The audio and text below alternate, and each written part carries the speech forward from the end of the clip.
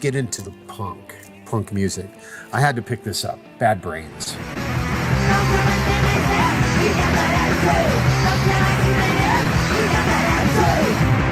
When I first heard Bad Brains and the energy on stage that they had, you know, the way they played their instruments, they were ferocious, man. They're just the power, the anger, you know, they had the true punk essence in not only their recordings, but their live shows too.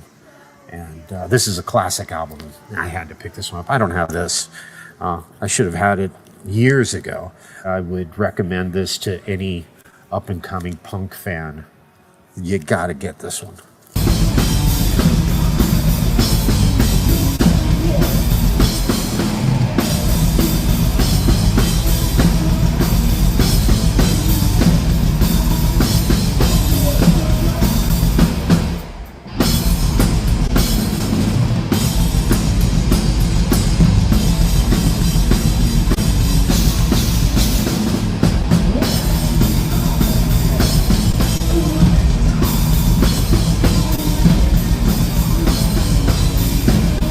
Germs.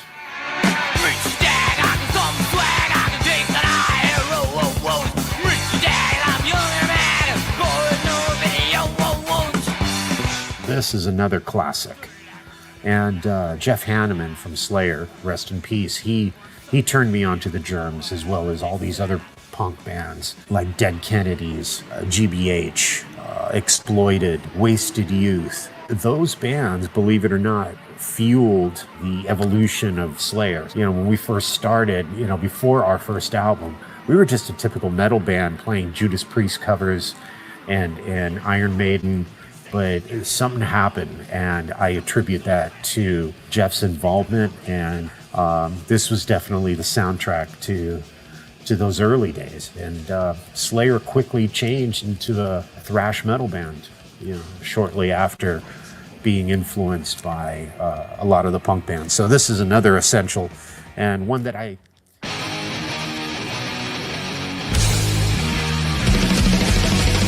conditioned by indoctrination, conditioned by society. You're a victim of the digital age, a 21st century casualty. Open your eyes, you're losing control. Open your eyes, put down the phone. Conditioned by misinformation, it's just the media telling us lies. Decipher fiction from the truth. Society's slow and tragic demise. Open your eyes, you're losing control. Open your eyes, put down the phone. Everyone's got their fucking opinion. Come on now, it's the New York Hardcore Chronicles Live. We're back. Damn, didn't we just do this? Who's feeling good today? Who's excited about today's guest, huh? Good. Welcome everyone from around the world. A couple people that have probably never been with us before. This is the one, the only, often imitated, never duplicated New York Hardcore Chronicles Live. Yo, good to see you, Rat Bones. What's up, Spiky? Hey, Larry the Hunter. Wow, they're coming out of the woodwork. So good. Hey, John in the UK. Good. Good. Bill O'Leary. Thanks for sending me that photo, Bill. I appreciate it. So yeah, Brain Matson, what's happening? Good. Rich Zoller, good. The gang's all here, you know, excited about it. So good. Hey, Lori Dawn, yo, Matt Gray, yeah, here come the drummers, huh? You got some great drum questions. So good. Well, listen, I want to say this once. I'm going to say this once to you. We're doing a Dave Lombardo interview today. All right? We're not doing this. This isn't a Slayer show. Although Slayer's part of the story, we're doing a Dave Lombardo interview. So please be sensitive to that. And, that said, speaking of, is that right? Really looking forward to this? Good. I'm ready. You're ready. We're ready. Here we go. Speaking of which, bringing him back on the show. It's been a minute. What's going on, Stephen Messina? What's up? How's that cadaver? Is that a cadaver? Is that a cadaver cornea you got, or are you just happy to see me? You know what? It's up and running. Everything's going. Like, back to work this week. Back to the grind. Both eyes agree with each other again, Did they take the stitches out? Yeah. Oh, they took 4 stitches out of my eyeball while I was awake. I love shit like that, bro. It's thank God for numbing drops, let me tell you. But it was hardcore. I literally watched her. First, she had to cut the stitches and then pull them out. So, hell yeah. I honestly wish I would have had a couple of photos of it, but it was pretty insane. So, but I'll keep an eye out for you. Yeah, it's dying. But I'm super psyched to get back to work tomorrow, and I'm so excited that to be back at the A7 this week. Will be my first show back. That's right. We're doing, yeah, that's right. Just perfect. Kind of segues into everybody in New York, get up, get out, make it happen. We are back in the Magic Room a week from today. There will be no show because Incendiary Device, we are playing the birthplace of New York hardcore. We're back in the A7. I was tripping out on this the other day. Is that that's a room I played in 1983 when I was a teenager, and I'm playing this Sunday. That's High and the Mighty, right? Or was that Mighty? When I was in the High and the Mighty, yeah. Nice. Mm-hmm. Nice. Yep. Yeah, just I'm so psyched to be back there and just to see everybody. I mean, I'm just this is going to be awesome. And we got a lot coming up, I'm just super happy to feel like a human being again, almost. You took this shot, right? This is one of your shots. Yes. Yeah, there you go. Yep. Classic. Yeah. That's the source of my superhero power here on this mortal plane. That's right. Since I've made it through the negative zone, and I'm every now and then you have to go back and just rub the plaque. And it's how I get all my power here. If another good segue for you, this picture was taken during one of your walking tours. Right. You know what? So wait, let me use that and say, by the way, boom. Boom. By the way, Saturday, May 10th here in New York City is the New York City Cinematic and Music Tour that I will be leading. All patrons are welcome. It's free. Bring whoever you want. Bring that booger-eating kid. Bring that nagging wife. Bring that bum-ass husband of yours. Whatever it is, all patrons are welcome. If you're not a patron, just reach out to me. We'll figure something out. And, love to have you along. So that's Saturday, May 10th. We're doing. Those are so much fun. If you've never done one, you got to do one. We have so much fun. And there's pizza. It's great. So, all right. Well, good to see you again, man. I don't think I've seen so many people chatting about this before it's even happened. This is so psyched to have Dave on. This is just this is just going to be amazing. So, all right, don't and there's Daryl licking himself as always. So fucking cats licking themselves. Can't even look at the camera. You're right. I'm so embarrassed when I have to lick myself. It's like God. Man. I don't lick. When I used to lick myself, I don't anymore. I stopped licking myself a long time ago. So, all right, bro. Love you. I'll talk to you soon. I'll be right here. All right. Take care. There you have it. The return of the hardcore shutterbug with a cadaver cornea. And big shout out to everybody that big shout out to all the donators out there, and God bless all the people that passed who had the insight to donate. I know I've dealt with it in my family when people have passed, and it's just a great thing. People that donate when they pass. So this is the New York Hardcore Chronicles Live. We're sponsored by the Texas Silver Rush, DTFM Vinyl Distro, Generation Records, Mad Vintage, and 126 Hardcore Clothing. They're a streetwear brand for restless individuals who don't compromise. They are about being positive, spontaneous, and true to yourself for years. They experimented with several printing methods and materials and collaborated with a large number of designers and illustrators, always giving room for fresh perspectives while retaining the hardcore attitude. Get in touch with them. Ramp up your game. www.126clothing.com. That said, let's clear the deck and let's bring our guest on. Let's make sure no one's killing each other in the chat room. Cadaver Corny is playing the Decibel Metal Fest this year. That's right. We're Cadaver Cornea. What's that other one, Steve? Goat Weenus? What is it? Goat penis. That said, okay, everything else looks okay. Hey, Danielle LePage, how you doing? Good. Here we go. Let's get down. Let's get down on this Sunday, huh? No matter where you are. Boom. Here we go.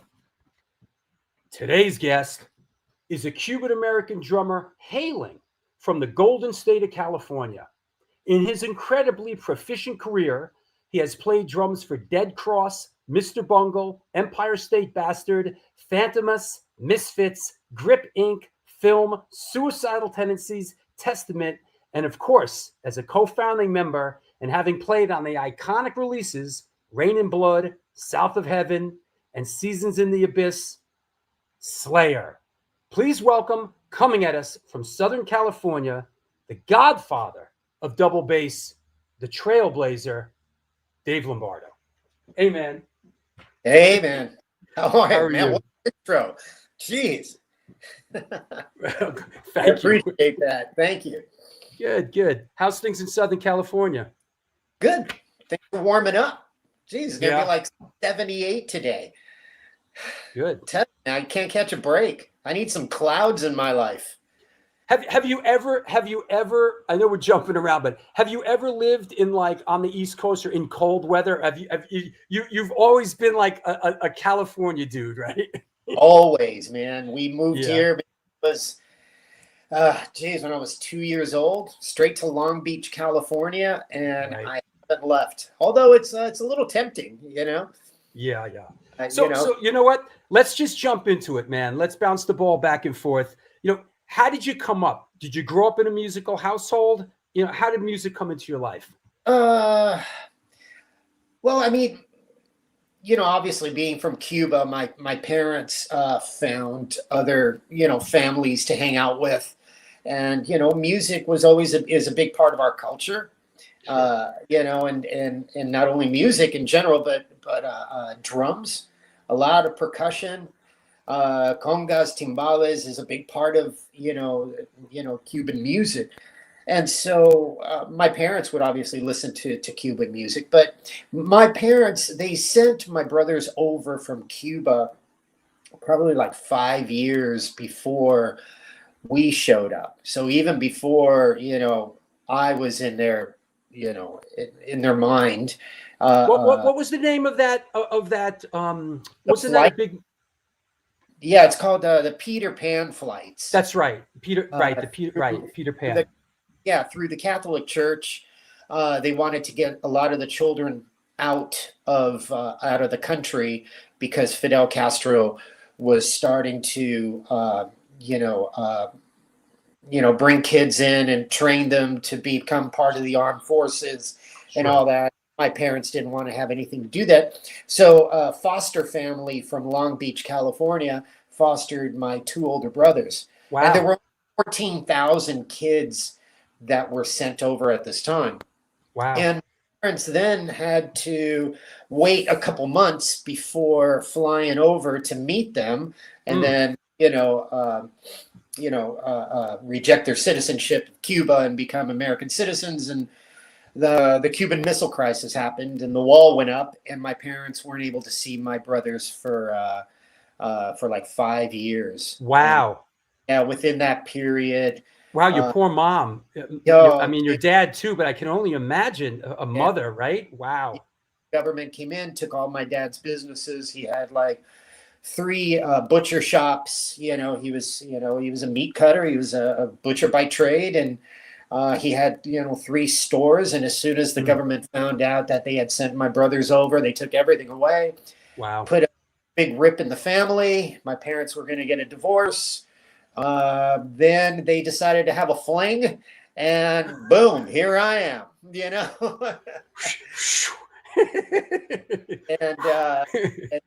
And then sure enough, 2 years later, 2 years after I was born, they granted my parents the visa to leave the country to see my brothers, and here I am. We never left. Are you? Is your heritage Cuban or are you Italian? I am not. It's funny. I only inherited the Italian last name. I don't know who was the original Italian, because when I went through my ancestry, I'm only like 5% Italian. Because Lombardo doesn't seem like a very Cuban name, No. But it's just weird. It's weird how your DNA and genetics and all that shit all works. And I ended up with Lombardo, but my mom, I think both my mom and my dad, are predominantly Portuguese and Spanish. That makes sense. But I even have some Norwegian in me, and some English. Wow. Some random strains of did you do that? Did you do the ancestry thing to kind of find out? You did? Yeah, I should do that, man. It's really interesting. It really shed a lot of light. I thought for sure, I have to be 50%, Italian or something. No, I wasn't. I wasn't in the first. All the Portuguese fans are Portuguese in the house. They're all chiming in now. Yeah, it's like it's like 40-some% Portuguese, another 40-some% of Spanish, and then everything else. I'm peppered from all over. You know who else? Of course, who else is from Cuba is our good friend Roger Moret. From Magnon. Roger's Cuban. Yeah, Roger, man, he's great. I just saw him. Agnostic played with the Misfits recently. Right. That's right. In Austin. Yeah, I saw him. We're discussing Cuban recipes. Oh, you know what? I don't know if Roger is like the great flan maker. Apparently, Roger's flan is apparently to die for. It's legendary. He claims. He's the great flan. He makes the great flan. Okay, well, I don't know. I think we're gonna have to have a little contest there. A flan off. Put a little flan cook off. Yeah.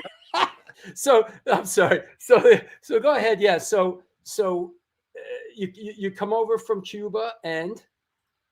Oh, and then get back to the music and my parents obviously they played Cuban records, Celia Cruz, different artists and contemporary artists at that time in late 60s, and Celia Cruz, Tito Puente, Mongo Santa Maria. Sí. There was just so many, countless. In la ciudad de Havana? Sí. Yeah, I was born in Havana. Yeah. And I recently went back in 2018, connected with some cousins. I went to the house I was born in. I was able to walk in the house. I took my mom. It was great. My wife and we took her, and she couldn't believe she was back. And it was really nice. I got to see where my parents lived with my sister and my brothers. I got to see one of the butcher shops that my dad owned. Yeah, Wow. it was great. And then probably 6 months later, I returned and performed with Suicidal Tendencies in Cuba. Wow. Yeah. Yeah. So That's awesome. yeah, yeah. But then the music, and then when we got to America, obviously in my house, my brothers weren't living at home at the time. In my mom and dad's house, we would listen to Cuban music. But then my older brother Manuel, he was into War, Chaka Khan, Hmm. Sly and the Family Stone. So I would thumb through his record collection and Sure. listen to different music, And then my sister, I'm married to my brother Manny. She was German. He met her in Germany when he was in the service, and she was a big Elvis fan. Hmm. And so I would listen to tons of Elvis. She had the biggest Elvis collection. I couldn't believe it, man. And then my other brother, Danny, my second oldest brother, he was into Cream. He's a big Eric Clapton fan. Hmm. Cream. He was into he had the second Led Zeppelin record, Led Zeppelin 2, with Whole Lot of Love and all that. He was into Janis Joplin. Hmm. He was God. There's who else? Yeah, Who else? this has come up a couple of times. It's like with guests that have like older siblings, older brothers and sisters, and how incredibly that stuff gets filtered down as a young person. This is sort of in your environment, and we've heard a lot of like my older brother, would listen to this, and it's incredible how that's the atmosphere that you come up in. Yeah, it's really interesting because I think at that point is how I got into all styles of music. There wasn't just one style that I was rebelling against. If my listened to Cuban music, it wasn't like, oh, I don't like that. I want my own music. There was all these different styles, and I enjoyed them all because I saw my family enjoy it themselves. And I think that really that early education in music really opened me up to different genres, and I felt that there was nothing wrong. Of course, there was a period, of course, when you're like between 13 and 15 or 16, where it's like, no, I don't want to listen to anything. They would try to turn you on to music, and you'd be like, no, I don't like that. I don't want that at that time. And my sister, who was the third in the tier, she married this guy, Edward. I'll never forget him, man. This guy was a jazz. He loved jazz. He loved Latin. Right. So I got music from so many different angles, and he turned me on to like Wes Montgomery, Come on now. George Benson. Here we go. I got it, man. There was just so much, and he knew Miles Davis, Return to Forever. No, not Return to Forever. Oh God, I can't think of them all right now. But there was just all these different artists, and it was so great. And then later, after he passed away and time went on, I started searching out and buying the records that he was telling me about at that time that I really never paid attention to. It's like, oh, I'm going to go back and find this one and get this one, and a lot of the Latin jazz stuff. This band Iraqueri, who was a Latin jazz band out of Havana, and they were phenomenal. Dizzy Gillespie was blown away by this band when at the Havana Jazz Festival in 76 or 77. So around that time, my brother-in-law was turning me on to this music, right at the peak of this Latin jazz movement. And but then I went back and I bought all those records and immersed myself. So I had a little bit of influence from all sides. Is it fair to say, like, was that the first music that, like, what was the first music that spoke to you, that you felt like this is mine, this is I feel like, or is it fair to say that like all that stuff you were just connected to? No, because you listened to it, you heard it, and of course, you're a kid. You're running around the house. You're playing with other friends and stuff. So you were a part of it, but it wasn't yours yet. The music that I felt was mine was rock music I heard on the radio.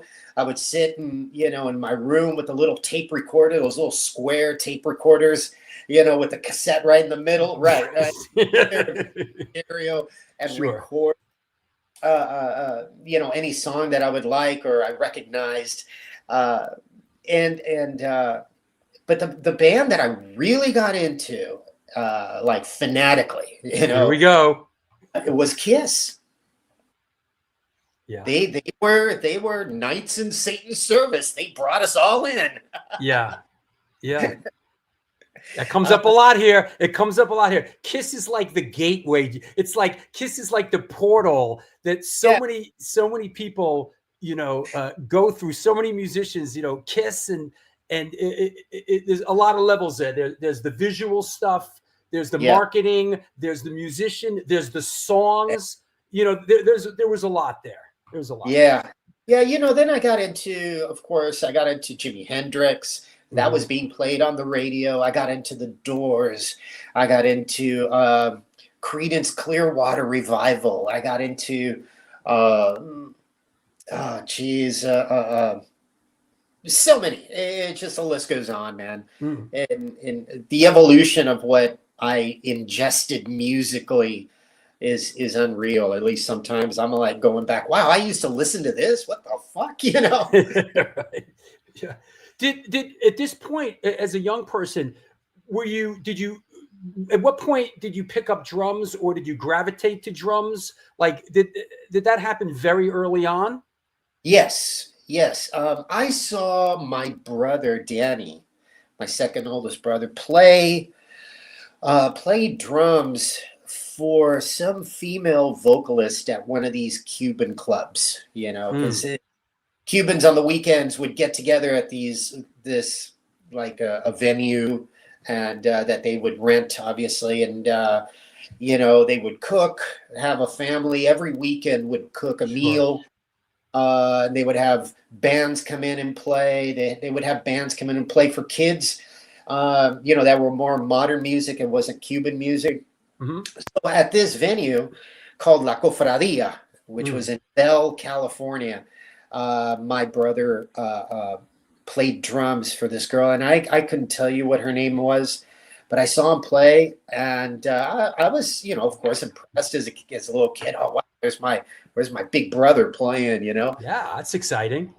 But then when I noticed, looking back, I used to be really fascinated by drummers. There were times where my parents would go to these like New Year's parties, dances and these summer parties and whatever. And my mom was like looking for me. I remember this vividly. She was, man, I've been looking all over for you. I didn't know where you were. I was backstage sitting on a piano stool, just watching the drummer. And so I believe, that love and passion for drums just built up inside of me. Also, you never know, but watching American television, watching I Love Lucy, and watching Desi Arnaz, being Cuban, playing drums, so it was like, as a kid, those are, formative years where you're really influenced by all these little things, Is I assume that I know for me, I mean, we're the same age, and back then I know Carlos Santana and his band really brought a lot. I mean, as a young person, to me, they really exposed me, as a kid growing up in New York City, to a whole nother landscape of music, and I just love Santana as a young person. So did I. Yeah, that was another band I needed to bring up. When I was in third grade, I probably was 7, 8 years old. There was like that one day, show and tell. Bring your favorite stuffed animal, or bring your favorite book, whatever. I brought a pair of bongos, Right. or goes, and I brought a record and I performed for my class. And I just sat there and played along. What did you do? What Santana? Yeah, it was a Santana record. Oh God, I couldn't. I don't remember. Yeah. Yeah, it's documented somewhere. Yeah. Yeah. So Santana. Santana back then had Mike Shreve playing drums, and he was nasty. He was amazing. He was amazing. Yeah. Also the Moonflower album. Oh man, come on now. That album, Europa, that guitar is beautiful. Bella Mi Hermana, like all that stuff. You know that record. Funny you should bring up Moonflower, because we had that in my home on 8-track. So that's something that would just lived in the player and just went around and around and around. Santana Moonflower was huge in my world as a young teenager. Huge. Yeah, I love that album. That song Europa was just phenomenal. Yeah, sure. Samba Pati, no, that wasn't it. I'm trying to. I feel like. Somebody just looked it up. Everybody's Everything. I think so. Yeah. Yeah. Yeah, I think that is that on Abraxas. I'm not sure, but yeah. No. Yeah. Yes. And then at what point? I mean, after that, did from what I understand from doing my research, your dad pretty soon at some point went out and made the investment, which is incredible, made the investment in his son and bought you a drum set. Is that right?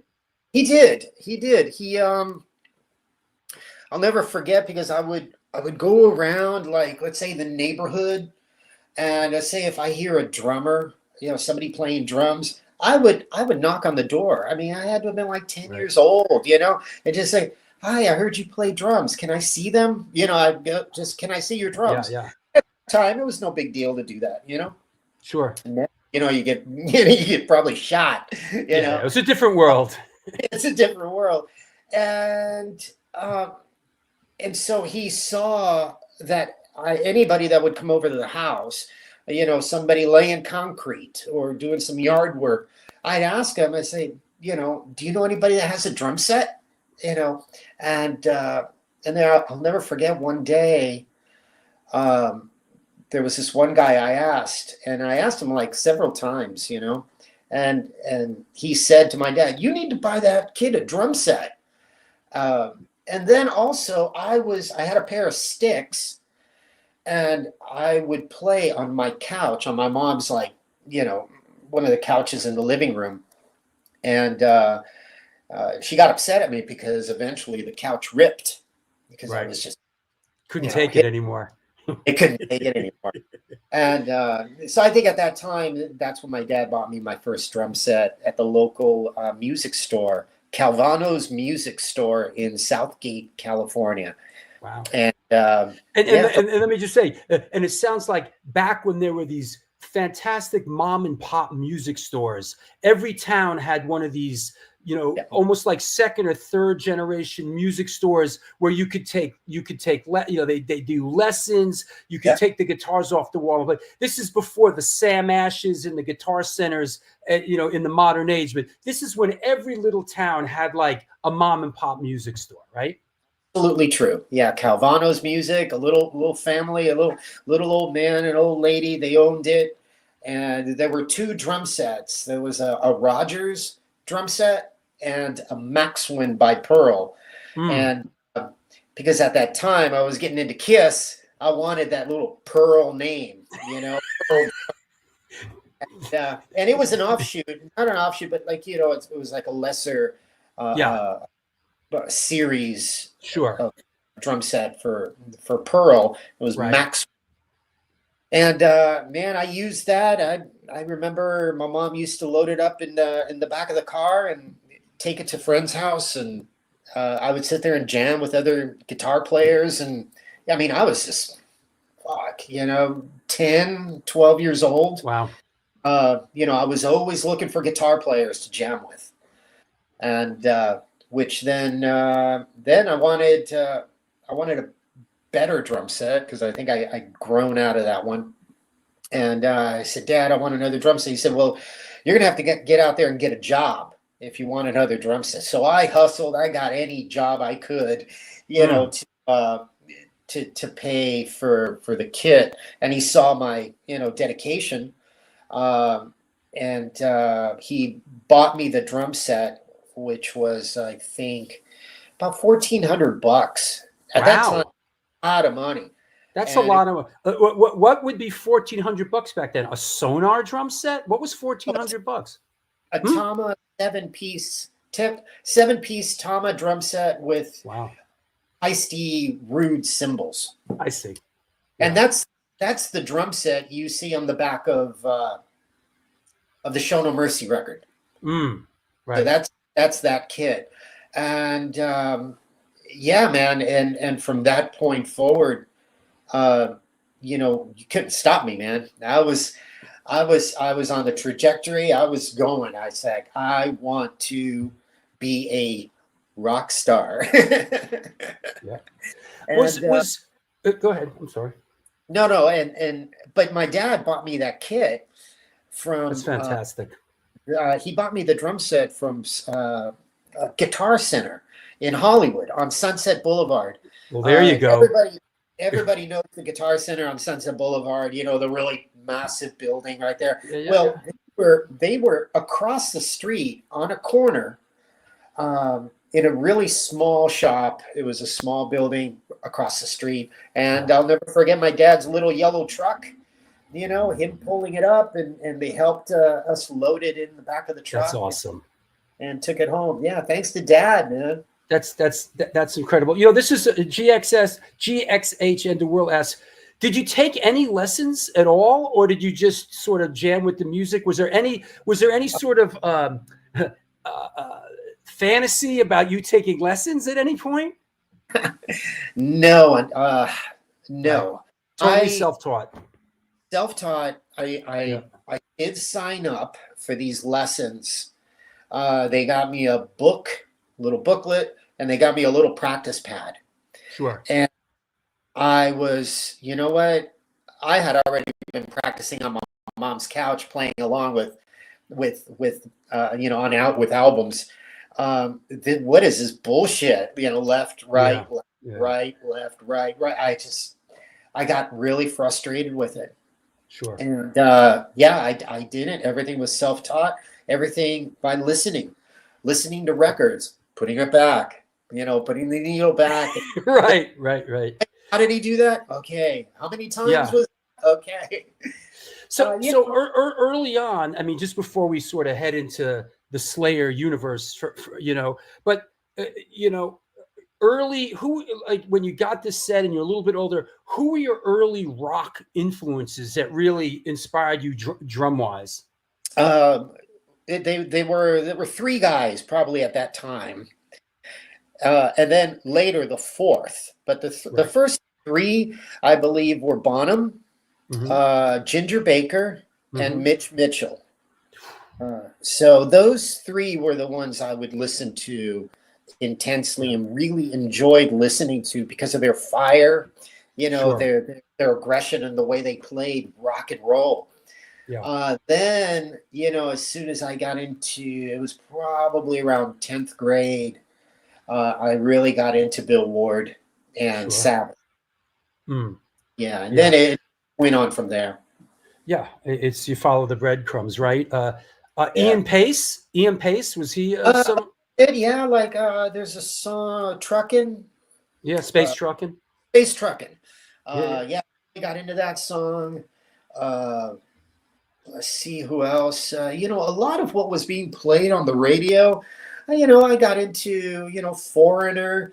I got into Heart. Again, The Doors. John Densmore. And yeah, dude, there's so much swing. Just really cool vibe. You mentioned like Mitch Mitchell and Ginger Baker. I mean, those are two guys that were playing double bass drum sets, a lot. Did you gravitate to that early on? Like, there weren't a lot of double bass guys, but you see Mitch Mitchell, of course, Ginger Baker's legendary. And I guess, later on you had a couple other guys, but yeah. No, at that time, that was foreign to me. I Yeah. got into double bass after listening to Motorhead, Filthy, and from Motorhead. That when I Sure. bought No Sleep Till Hammersmith, Yeah. that blew my mind, Sure. and Sure. became a Motorhead fan from that point forward. And then then I started seeing, like in Circus Magazine, Cream Magazine, you know, uh, I used to see pictures of punk rockers with Motorhead shirts. So I knew there was something else going on there. Yeah. There was a little cross pollination going Yeah. on. Yeah. Yes. Yeah. Yes. The original and just our friend Chris Contos out in San Francisco, Cozy Powell. Not so much. Yeah. Yeah. Again, I gravitated towards the more aggressive drummers. Mhm. Cozy, he might have been, but no, not so much. Sure. Yeah, it was weird. Yeah, it was just I knew Cozy. I remember seeing some of his videos at that time, and I liked his style. But for some reason, the music had a lot to do whether I liked the drummer or not. Sure. It wasn't just focusing on the drummer, and so I don't know. It was I just never gravitated to Cozy, although Well, it sounds like you were gravitating towards aggressive music at a very young age. Um, how, walk us through like what was your first band and how did you end up falling in with the Slayer guys? well, first band really at that time, it was difficult, to find musician. There wasn't no networking. This had to have been school, and word of mouth is where it happened. Or if somebody heard you play, they would knock on your door like I would do. Right. So I remember when I got into ninth grade, there was a talent show that I entered, and this guy, I can't remember his name, Peter Fashing. He played guitar, and we played a song. We played what was it? Johnny Be Good with an added drum solo. It was awesome, man. The school gym. Everybody in the school. It was gym, it was the 70s. Every song had a drum solo, right? played. Yeah. And so, yeah, it's so true. That was like 78, 79. Sure. And then there were some I think this kid called Rob McAllister. He played guitar. I used to go to his mom and dad's house and in his house and set up the drum set. And the dad would record us, jamming like Wipeout by the Ventures, Sure. and then I put a band together in ninth grade, a band we called Escape, I believe the name was. Mhm. And we played AC/DC, we played some Tom Petty, various other bands. Hey, what's Drew doing? Oh, it's the other angle kicked in. Sorry. Didn't mean to throw you off. Whoa, hey. The other angle randomly kicks in once in a while. So go ahead. I'm sorry. We had this band called Escape, and then we changed the name to Sabotage when we Good added one. this other singer. But it wasn't obviously the Sabotage that we know now. Sure. And then at that time, my parents started noticing I wasn't, doing well in school. All I wanted to do was play music and listen to music, and so I had to really focus on schooling, and I couldn't continue, with that band Sabotage. And it was funny because they wrote a poem like a little poem in the school newspaper. It was called "Ode to a Drummer," and they were bitter that I had left the band. It's like, hey man, I got priorities. My parents are saying, dude, you got to work, you got to get a job, and you got to pay for this drum set that we got you, and so. So I left the band, and they wrote this poem, "Ode to a Drummer," and at the end it says, "Let's see who makes it to the top. Let's place a bet," something like that, And I ignored it. Kids were cruel back then. Oh, they're brutal. And right. so yeah, then I left that band, and I remember they were out. They wanted to beat me up. They wanted to kick my ass because I left the band, and so and after that, so there was like a little hiatus. I didn't play in a band, and then I would play drums at my house, and kids would come over, and they would ask, oh man, you play? Do you play this song? Do you play that song? And then I remember them telling me about some guitar player that lived. Yeah, I did win the bet, Chris. I did. Yeah. and then they told me about this guy that lived probably about 4 blocks away. There's a guy. He's in your neighbor. He's in your neighborhood, and he plays guitar. And he plays guitar. Yeah, plays guitar.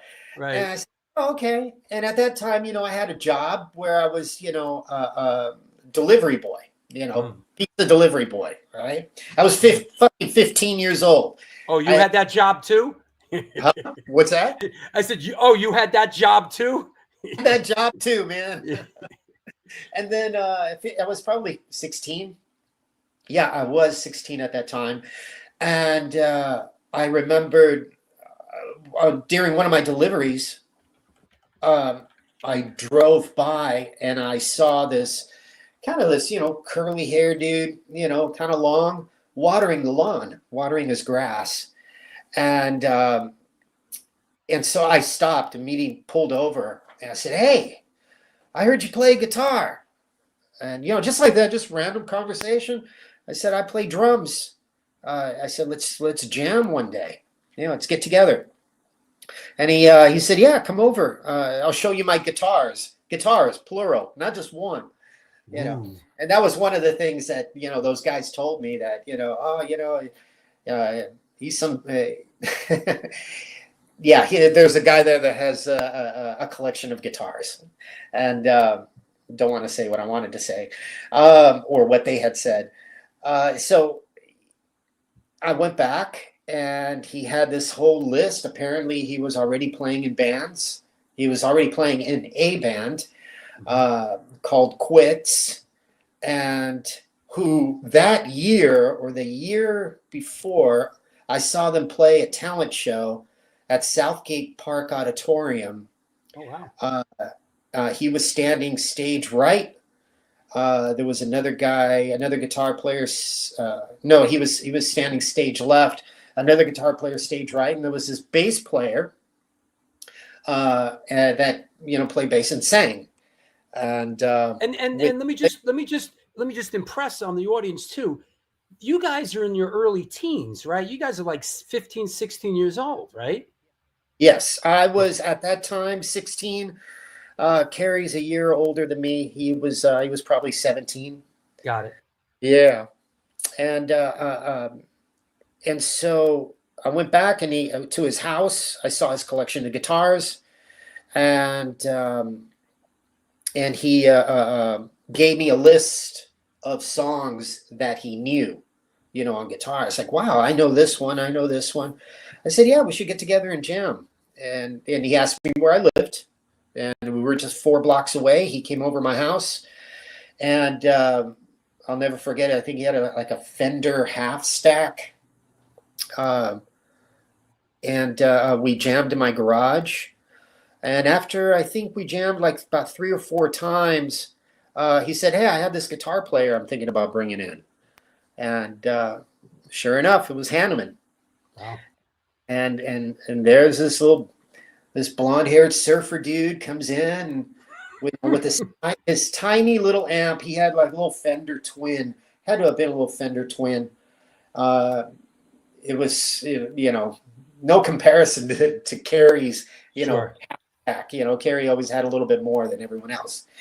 And and then after a couple rehearsals with Hanneman, Carrie said, "Hey, there's a singer that I think might fit the band. Let's go over his house." And so we all went over.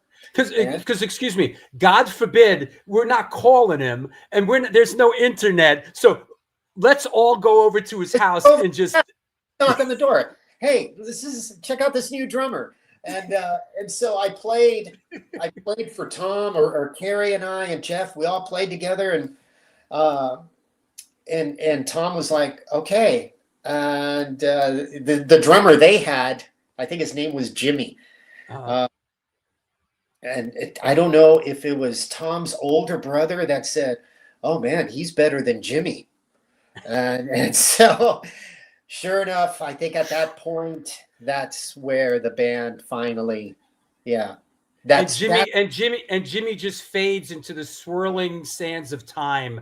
Yeah, just like that. Yeah. Yeah. Was Tom brought in as a singer, or right off the bat he was a singer bass player? Right off the bat, singer bass player. Okay. I believe so. Then later we tried to audition some singers. Yeah. But their ego was bigger than anything we were able to comprehend at that time. Sure. So it wasn't an option. We just went ahead and moved forward as the quartet that we were. And how did you arrive at the Slay Your Name, and what was like the first shows like? And I know I'm heaping a lot here. Was there a mission statement? I think we were all on the same trajectory. We all wanted to be rock stars. We all wanted to be massive. But I think under all that, we all just loved to play, and I think our dedication to our instrument and music in general was just something that was in our bloodstream. That's us, man. I know that's a little later. I mean, a couple years later, but I just thought it's a great shot of four young guys that are making a run at it. Yeah. At that time, look, Tom has a Def Jam shirt on. Yeah, so it's a little later. This was 80, 85. Yeah, 85. This one here is sort of the kind of. I think this is 80. 81, and this could be a very early Slayer show. Yep, there's my drum set. Yep. Yeah. That was not a Slayer show. That was inside Tom's garage. Oh, possibly. Yeah. We had the garage all set up, like as if it was a stage. Yeah, look at those. Look at is that Carrie on the platform on the right, like doing it, right? Yeah, we built those. We built those, guitar risers. Awesome. And we had lights underneath them. And we would build our own pyro with, there was a gun shop, in our city, and they would have gunpowder for sale. And so we would create these pots where we would put two nails on an electrical wire, that goes into the wall. Oh my God. We were fucking awesome, man. Yeah. and we would have two nails, like on a piece of wood, two nails sticking up, and then we would get a piece of brass wire, and then fill and have a metal coupling and pipe, and we would fill it up with gunpowder, and then plug it into the wall, the little filament would, little brass filament would burn and ignite the gunpowder. And eventually, who was the technician behind that? Like who's the one that put that? Who said let's do this? Like who pulled that together? That's pretty bold. where Hanneman and I, we would go see. Well, at that time, okay, to answer your question, we had some guy that was helping us out at that time. His name was Steve Craig, local manager. He managed some other at that time. So he was throwing in all these ideas, into the pot, and we would eat it up, man. We'd be like, hell yeah, man, let's do that. But Hanneman and I would go see Wasp in the early, sure, and they would have pyro, in small clubs and fire, and we said, man, we got to do this. We got to bring fire into our set, and then slowly we started incorporating that until things got so dangerous. We would burn like there was one time this guy Steve, he poured a little too much gunpowder in one of the pipes, and burned all of the gels in the lights. Yeah. At the venue. I don't know. That might have happened in. Damn! Look at that. look at the bod on that kid, huh? Damn, man.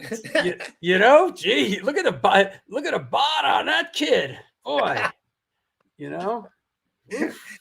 Oh, this looks early on in the game.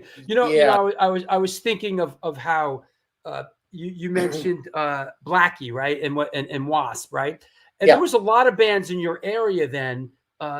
Back then, I guess a lot, that were doing. I think Motley Crue was doing the same kind of stuff, and even Van Halen. Everybody had some pyro going on, Yeah, and a lot of hairspray. Yeah, and that was something that we really weren't into. We weren't into all of that. And that picture right there that you're seeing is, right when Jeff had shaved his head and punk, and so his hair is barely growing out there. So that was shortly after he cut his hair. We started getting into more metal-esque, style of music, and the attire, and the attitude. Yeah. Makes a lot of sense. This is sort of, I got to ask you, because this seems to, maybe your take. Who created the early Slayer logo? What you see, not the pentagram. Okay, so this isn't the early Slayer logo. No, what you see in that backdrop, that garage photo, that was the earliest rendition of the Slayer. I designed. That's what I thought. Right. Yeah. Recently, I'm really grateful to have acquired the actual print that I drew the first sketches of the logo, and I acquired it from Johnny Araya, Tom Araya's brother. Wow. So he saved that. And so I had proposed to the band like several different logos. Right. Because after I graduated from high school, I was a technical draftsman. I had a job at this place called Diesel Energy Systems Company.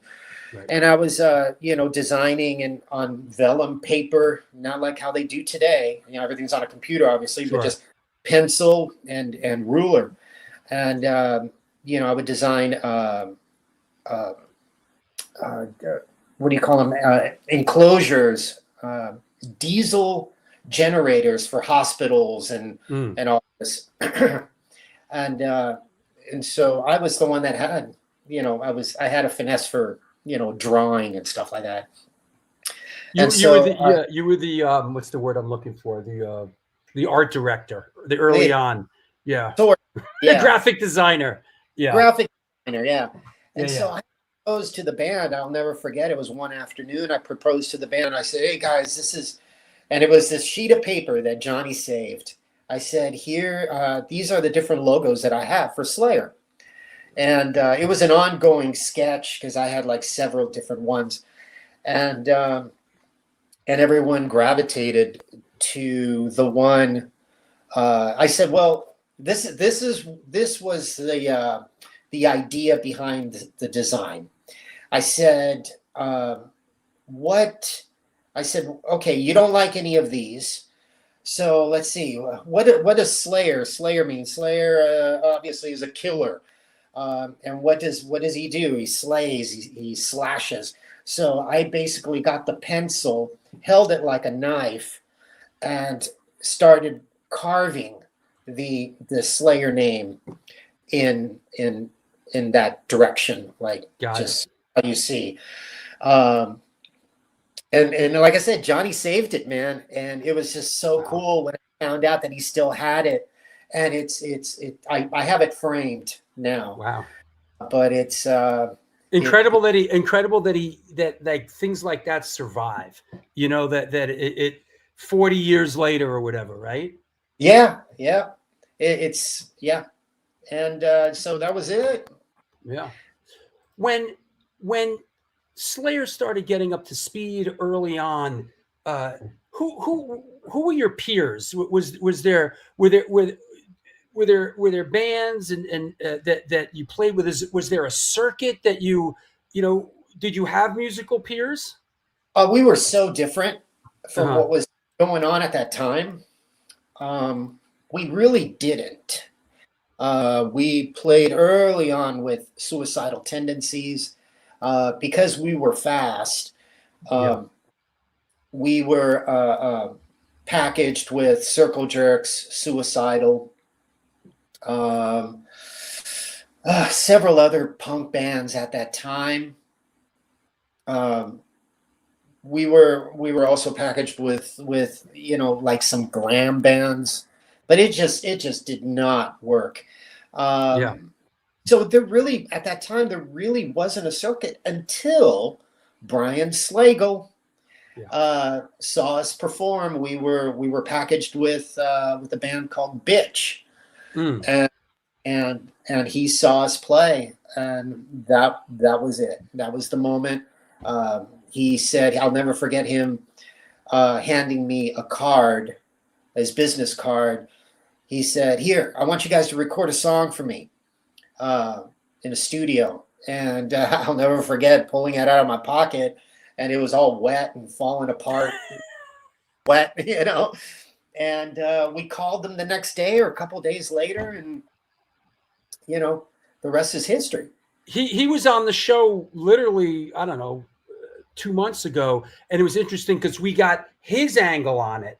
He was a guest on the show, and he talked about Bitch, and he going to see Bitch. I think Bitch was on his label, maybe, or Yes. Bitch, yeah. And then he saw you guys, and yeah, we got his angle on it, which is interesting. Yeah. So and then you guys ended up being on the comp he put together, right? Correct. Yeah. Metal Massacre 2 or 3. Right. Yeah. The first one, Metallica was on, and then we were on the second one with Bitch and several other bands, and I think possibly Rat. I'm not sure. Yeah, that's right. No, Rat. You're right. Rat was on there. Yeah. Yeah. Rat was on. Rat was on there. Yeah. Did yeah. What was? Oh, Metallica. Excuse me. Did you guys cross paths with Metallica early on, or did that come a little bit later? Yes, we did. We played a very small club together called the Woodstock. Metallica. Ron McGovney was on bass. Wow. Dave Mustaine was stage left. James was right in the middle. But what was interesting is that Mustaine would introduce the songs and talk to the crowd. but then James would be the singer. Sure. So we're kind of it was really interesting. It wasn't like James was taking on the front man, part of the. Sure. He allowed Mustaine to introduce songs and stuff like that, and that from that point forward, that was like we knew what we wanted to be, and that's it. It just. I know this is a little bit later on, but this is a great shot of. I think it's a couple years later. I could see on the pass. You have a 1985 Venom pass around your neck, but I think this is just kind of a testament to how far you guys go back together. Oh yeah. They came out. This is at the Kabuki show in San Francisco. It was Venom, Exodus, and Slayer, and. And they came out to the show. They would come out to our shows whenever we were in San Francisco, and we would hang out. And it was really cool, And they're still cool. I mean, anytime I've peeked my head into their world, they're always kind and welcoming, which I really truly appreciate. 100%. Any interaction I had when I directed the Michael Alago film. They were really accommodating and kind, and working with them was fantastic. I have nothing but nice things to say about them and their management. Great people. Me too. Yeah. So Brian Slagle gets involved, and you end up doing the Metal Blade stuff, and you start recording after the demo. I guess Haunting Show No Mercies first, right? Mm-hmm. I know it's not. I know this is early on. Let me just grab the visual here, and I know this is embryonic stuff here, but from what I understand, it's kind of like your least favorite Slayer record because the drums, such difficulty recording the drums. I did my homework. I mean, you had to record the cymbals and the toms separately. I mean, that's a drag, huh? Yeah. No, actually, it was just the cymbals. Oh, just the cymbals.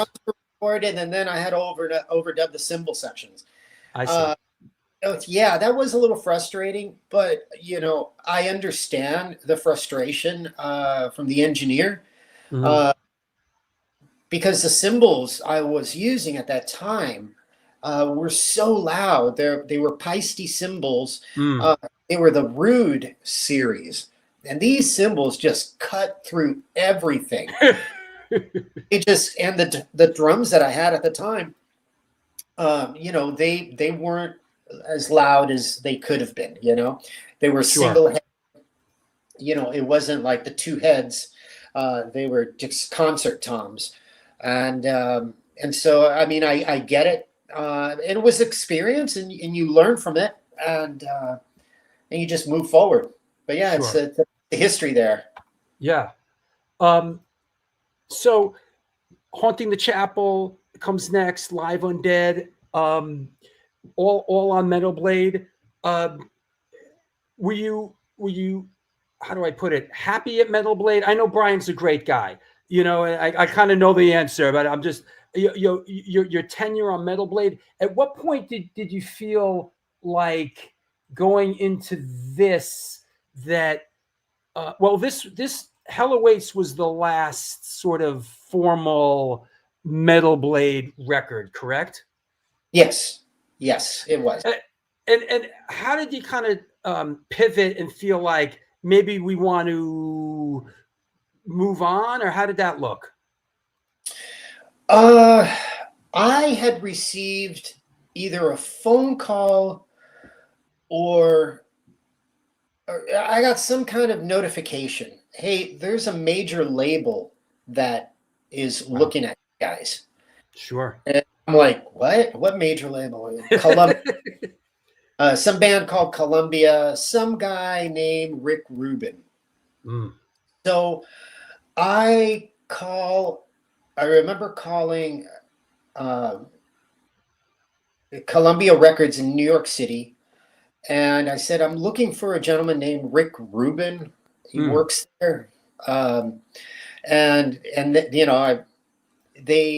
obviously put me on hold. Oh no, he's at this number. And I called him up, and he said he was interested in signing the band or working with us, producing. I presented this, this whole story to Carrie at that time and or Tom, or both of them, and they said, "Well, we're signed with Metal Blade," and I'm like, "Guys, it's a major label. We got to do this. This is great. It's a step. It's a step up." And so I remember Rick Rubin and this photographer from New York, yeah, skateboard photographer, Glennie Friedman. Yes, yeah, Glenn Friedman and Rick Rubin show up at my mom and dad's house, and we. He said, they came over, we chatted for a little bit, and then after that, I showed them, they followed me, and in my car, and they obviously were in a rental or a friend's car, whatever, and we went to Tom's house, and from that point forward, he bought us out of the contract, and signed us to at that time Def Jam, which was predominantly a rap label. What's that? That's my Def Jam double platinum record from when I produced the Onyx video, Slam, which was Def Jam. So yeah, I mean, I have a couple Def Jam gold records from when I was doing music videos back in the day. But yeah, this is something really interesting, which is that, of course, we, New York and people around the world, Def Jam is like, LL Cool J and all the Def Jam stuff, right? I mean, Onyx was later, but all that early, and then Slayer, and it's like Slayer on Def Jam, like it was like kind of confusing. I mean, that was the part when, when we were proposed this idea of leaving Metal Blade and going to Def Jam, was like, hey, this is a rap label. Yeah. And so we just really didn't get it at that time. But then after a while, then we got an idea of what was going on. And, the genius of Rick Rubin, he's just, he loved music, and it didn't matter, what kind of music it was. It's just, if he loved it, if it had passion, if it had, dedication and, conviction, he had to be a part of it, which is great. Could you give us some perspective on working with Rick back then and what he brought to the party, especially on this, which I believe this is the first record that he was involved in with you guys, which was literally, on the Def Jam label. And this was sort of a bit of a breakthrough. I mean, eventually, it going gold and all that, but could you give us some perspective on what it was like to work with Rick Rubin back then?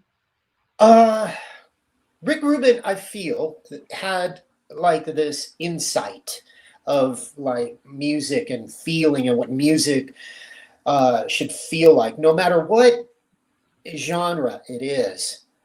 If it touched your soul, or if you felt it, then it's got to be good, And he felt something in Slayer. He felt like an energy, or he felt something that was positive, at least in his eyes, to work with us.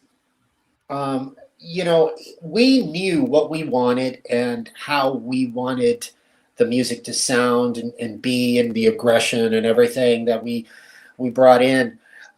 He made a lot of suggestions to the other guys, which they took maybe some, but not much. We were on a trajectory and we knew what we wanted. What my experience with Rick, and I'm really kind of honored to say that he was there for all the recording of my drums. He would help me set up a chorus. Let's say I'm playing the drums, playing fast. He would suggest, hey, why don't you do a drum roll leading into the chorus, kind of to set it up.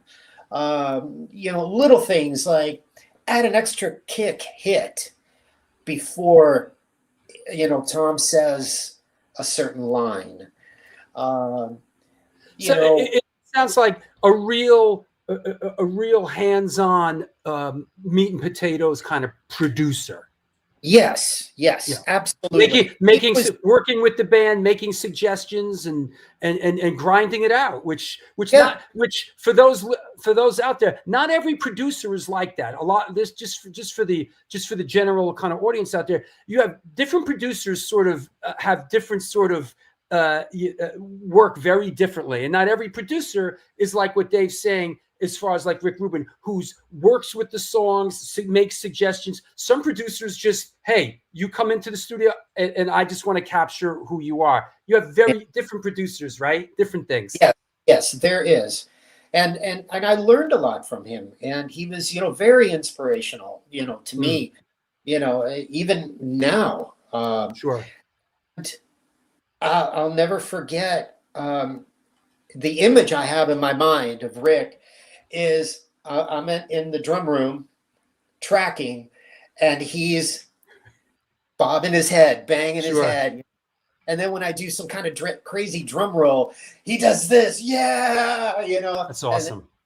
And very enthusiastic and very, I don't know, it's just very supportive.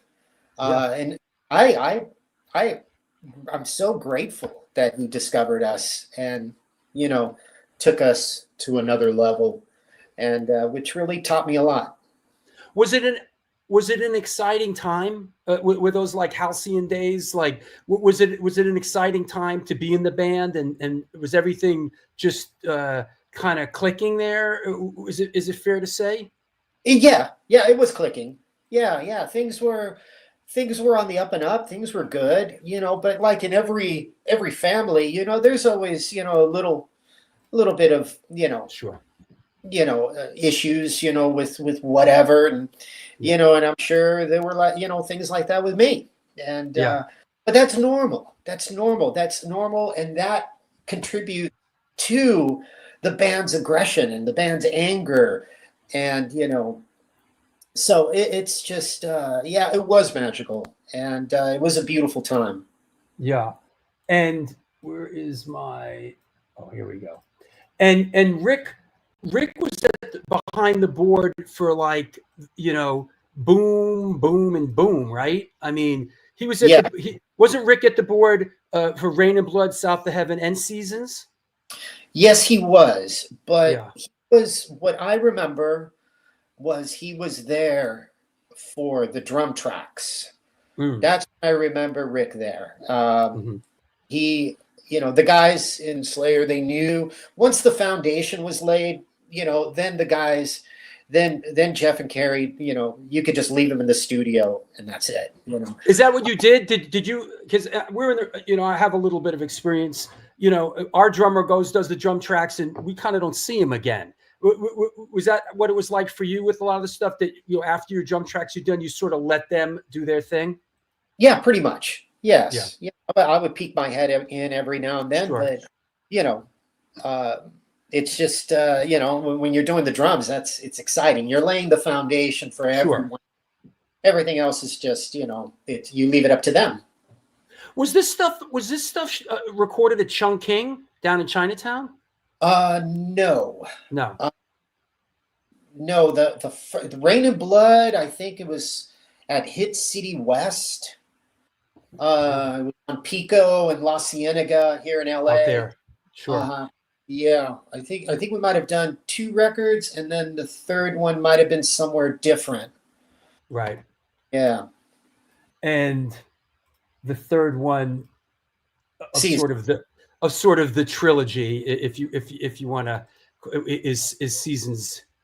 Yes. Seasons in the Abyss. Do you feel in retrospect that like there's a continuity with those 3 records? Yeah, same 4 guys. Yeah. No. Yes, definitely some continuity. I think the band was growing. Rick wanted the band to even grow more and evolve more. But I believe, Carrie and Jeff wanted to kind of maybe stay on the same trajectory. Sure. I remember there was probably during South of Heaven, there was a song or there was a riff that Rick Rubin liked a lot, and he tried to get me to convince Jeff to use it, and Jeff declined. He said no. So the band was on their own trajectory and what they wanted to do and what they wanted to be, Sure. and didn't want to go. They didn't want to color too far outside of the box. Which I could respect. You just reminded me of I remember, and this is way back. I remember seeing an interview. I think it was with Tom, or might have been Carrie, and someone said, "What's the new Slayer record going to? What's the new Slayer record going to sound like?" And the response was, "It's going to sound like a Slayer record." Yeah. It's just, hey, it's what we do. This is it. This is it, man. This is it, and this is what we do. So there's just a technical question, real quick. It was kind of a good question. God, they're coming in fast and furious. I guess if I can't find it again, hold on. I'll paraphrase. When you recorded drums for did you record to a click track back then? No, I didn't think so. No, there were no click tracks then. Yeah. There were no computers then. This was all straight to tape. Yeah. That's it. No click track. Yeah, no click tracks. Angel of Death, no click track. No, Chemical Warfare, no click track. Dead Skin Mask, no click. Yeah. That's me, man. That's it. That's my heartbeat right there. Yeah. Back then, I remember the last. Rick Rubin gave me a gift. I think after the last recording session, and he gave me a metronome, and which, maybe to someone it might be an offense, but I didn't really realize what it meant until I started recording to clicks, to a click track. And it's like, wow, he foretold the future right there. It's like, dude, work with this. And sure enough, I started, I think after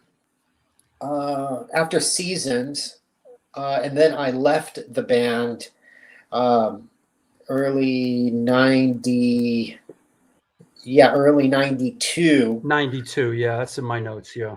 Or early 92. Then I started working with a click, and seeing what I felt that it felt really, I felt really comfortable with the click. I could move in and out, still on tempo, but I could swing in and out. I could play behind it. I could play ahead of it.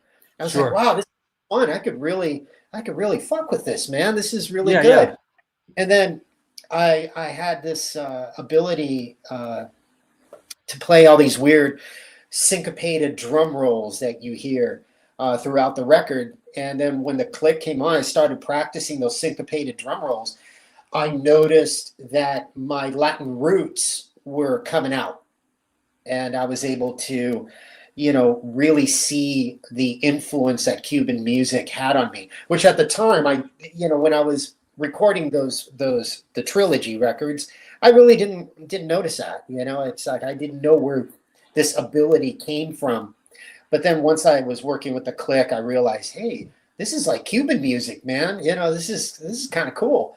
So yeah, it was helpful. Really, really interesting point there. That when I think the layman think of recording it and drummers playing with a click track, it's literally staying on the click.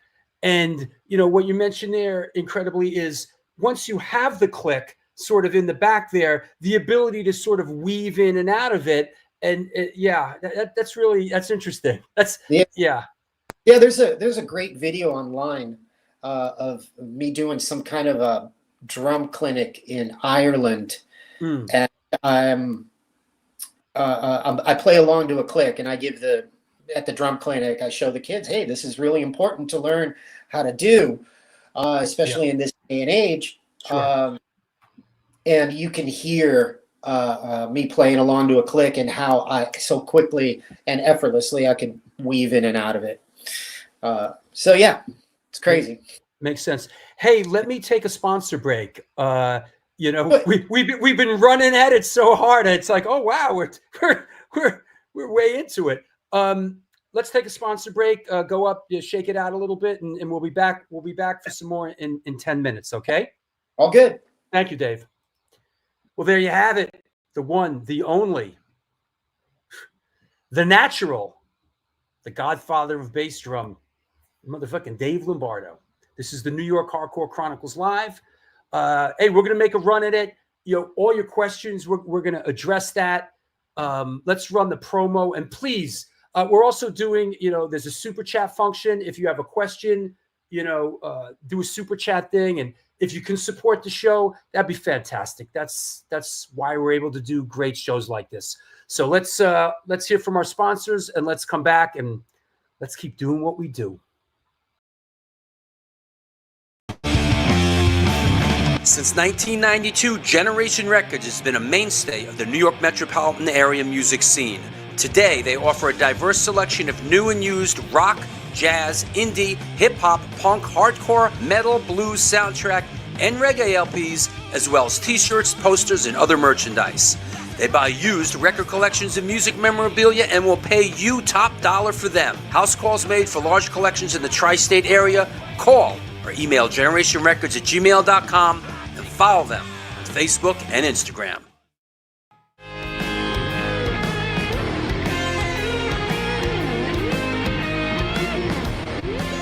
Will that be cash or in debt? Do you mean debit?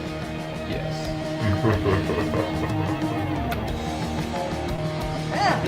Sorry.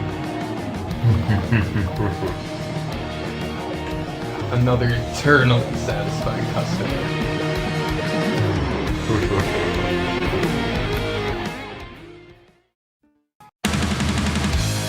Yo, what's happening? I'm out here at one of our all-ages Sunday matinees on the Bowery. I hope that you are enjoying today's show. I just want to let you know that the New York Hardcore Chronicles Live needs your support.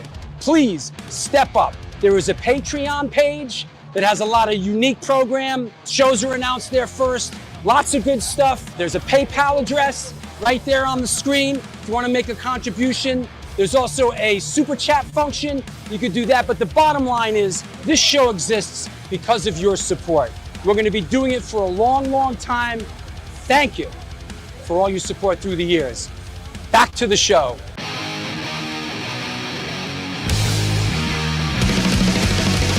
Conditioned by indoctrination, conditioned by society. You're a victim of the digital age, a 21st century casualty.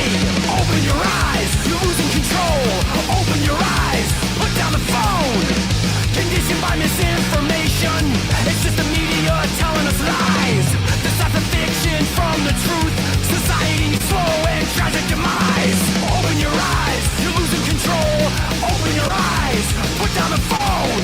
Everyone's got their... And we're back. This is the New York Hardcore Chronicles Live. Our guest today is Dave Lombardo. Want to mention a couple of upcoming shows. There will not be a show 1 week from today because 1 week from today we are doing a backward all again to the Magic Room, the birthplace of New York Hardcore. Incendiary Device and Crazy Eddie will be at A7. A couple days after that, back here, Travis Nelson, a.k.a. Reverend Sinister of the Hub City Stompers, will be on the show. Followed a couple days later by Carl Agell from Corrosion, Leadfoot, Seizure, etc. Photographer Dina Douglas is on Wednesday, March 12th. Kurt from DRI, Wednesday, March 19th. Adam Blake of H2O celebrating the 21st anniversary reissue of H2O's album Faster Than the World. And then an old friend, Dave Plastic, photographer extraordinaire, will be on the show on Sunday, March 30th. I want to mention listen, everybody out there, if you can support the show, there is a Patreon page. Patreon is the best way to support the show. Your support is needed. Your support is what has kept the show going for all these years. There's a PayPal address there. Join Patreon. We got a book coming out. It's going to be free to all patrons. Also, we mentioned before, we're doing the walking tour, the Cinematic and Music walking tour here in New York City. That's going out free to all patrons Saturday, May 10th. Come on out with us in La Ciudad de Nueva York. We're going to be walking around. It's going to be great. All patrons are welcome. That said, if there's a super chat function I mentioned before. If you have a question for our guest when it's question time, make a contribution to the super chat thing. It comes through in color. I can't miss it. Also, if you're watching this in replay on YouTube, there is a subscribe link right there. Please subscribe to the Stone Films NYC YouTube channel. And please give the show a thumbs up, a like right now if you're watching at a computer and you have the ability to do that. Also, follow me and the show on Instagram. Pick up your communication device on Instagram at Stone Films NYC. Want to shout out latest patrons John Dunn and Mike and Alice Sincata, and also James Nicholson, who helped us out on PayPal. Please support the show. That said, let's clear the deck. What the heck? Let's make sure everything's cool in the chat. There you go. There you go. That's a super chat right there. So Cheetah Thunders, if you got a question, post it up. What does that say? Why does the Patreon end in March? Says cancel. Is that? I don't know what that is. I'll have to look into it. You're the second person that mentioned that. I don't know what's going on. Let me see what's going on with Patreon. Who knows? That said, let's bring our guest back on, Mr. Dave Lombardo. Hey, man. Hey, what's up? All right. So let's get back at it. Let's get out of the Slayer world, man. And there's a lot of other great stuff to talk about. What's a good way of putting it? I mean, I know you've been kind of in and out of the band through the years, and we don't need to get into weeds with all that. But in sort of retrospect, as far as Slayer goes, can you give us any perspective about your time in the band and your feelings all these years later? I love it. I look back and in retrospect, and it's been amazing. How can you not? There's, shit happens, man. You have disagreements, families argue. And so it is what it is. And I'm happy to have been a part of such a legendary band. Happy to have contributed, to this genre that has loved me and supported me for my entire musical life. There's, like I said, shit happens, but it is what it is. I've been very fortunate that I've made a few friends along the way, and they've asked me to be in their bands. I've created, several new bands or launched them, and still I feel there's so much more in me that I don't see it ending anytime soon. Until somebody pulls the plug, I'm still here, man. Yeah. Just before we exit Slayer world, just want to touch on Jeff Hanneman as like a New York kind of hardcore guy, a punk guy. It always seemed to me like, and you mentioned in that clip, is like Jeff Hanneman was a guy who just really loved American hardcore and loved punk music and kind of brought that to the band. That's fair to say, right? Absolutely. 100% true. I'll never forget him showing up at rehearsal he was a skinhead, he shaved head to his blonde hair, long blonde hair, gone. We're like, what the fuck did he do, man? And he said, I'm not rock or metal anymore. I'm punk. It's like, okay. And then we started listening to the cassettes, and then we started listening to vinyl. and he let me borrow some of his vinyl, and it changed everything. It added nitrous to an already Sure. gasoline fueled band. It just added just that alcohol to a funny car, you know? Yeah. It's like the scene in Mad Max where he turns the knob, you know. Yeah, it, man. That's what it did.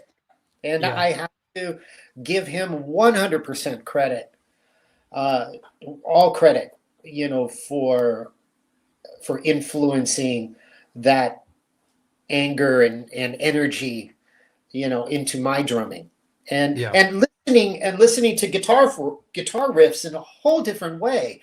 You know, you hear a guitar riff, and there's several ways, you know, several different drum beats you can add to that.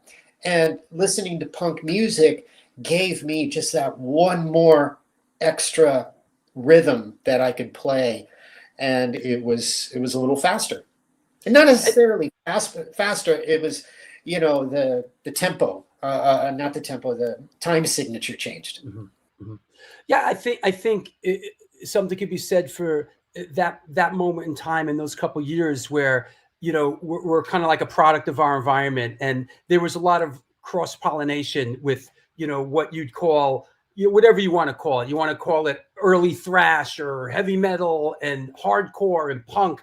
There was a couple years there where a lot of this stuff was cross pollinating, and a lot of great music came out of it, and Slayer being part of that. Yeah.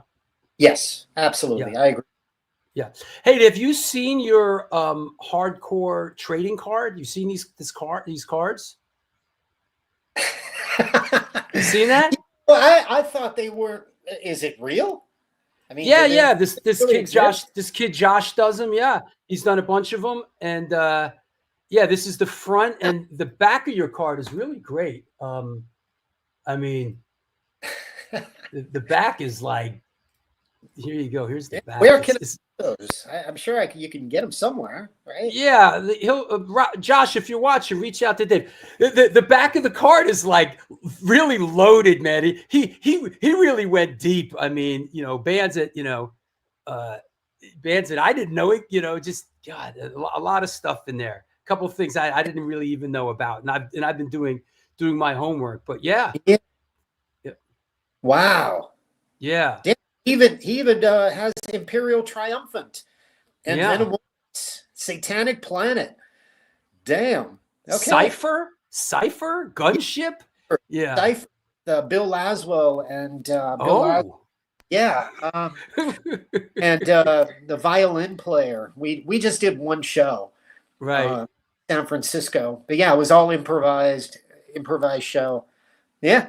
Well, that sounds like a Bill Laswell project, doesn't it? Right. Yeah. Absolutely. Hey, Josh, if you're watching, reach out to Dave regarding the card. You know, when just, you know, we'll kind of bounce around real quick, but you know, I remember when you left Slayer, I saw Grip Inc. play in Europe, and it was great, fantastic. Early on, I saw you. I was over there when I was managing a couple bands, including Marauder, and I think we played like a fest thing together, and I saw you. I know it's been a couple years since Grip, but how did that come together? And sort of in retrospect, you know, thoughts on it? Yeah, well, I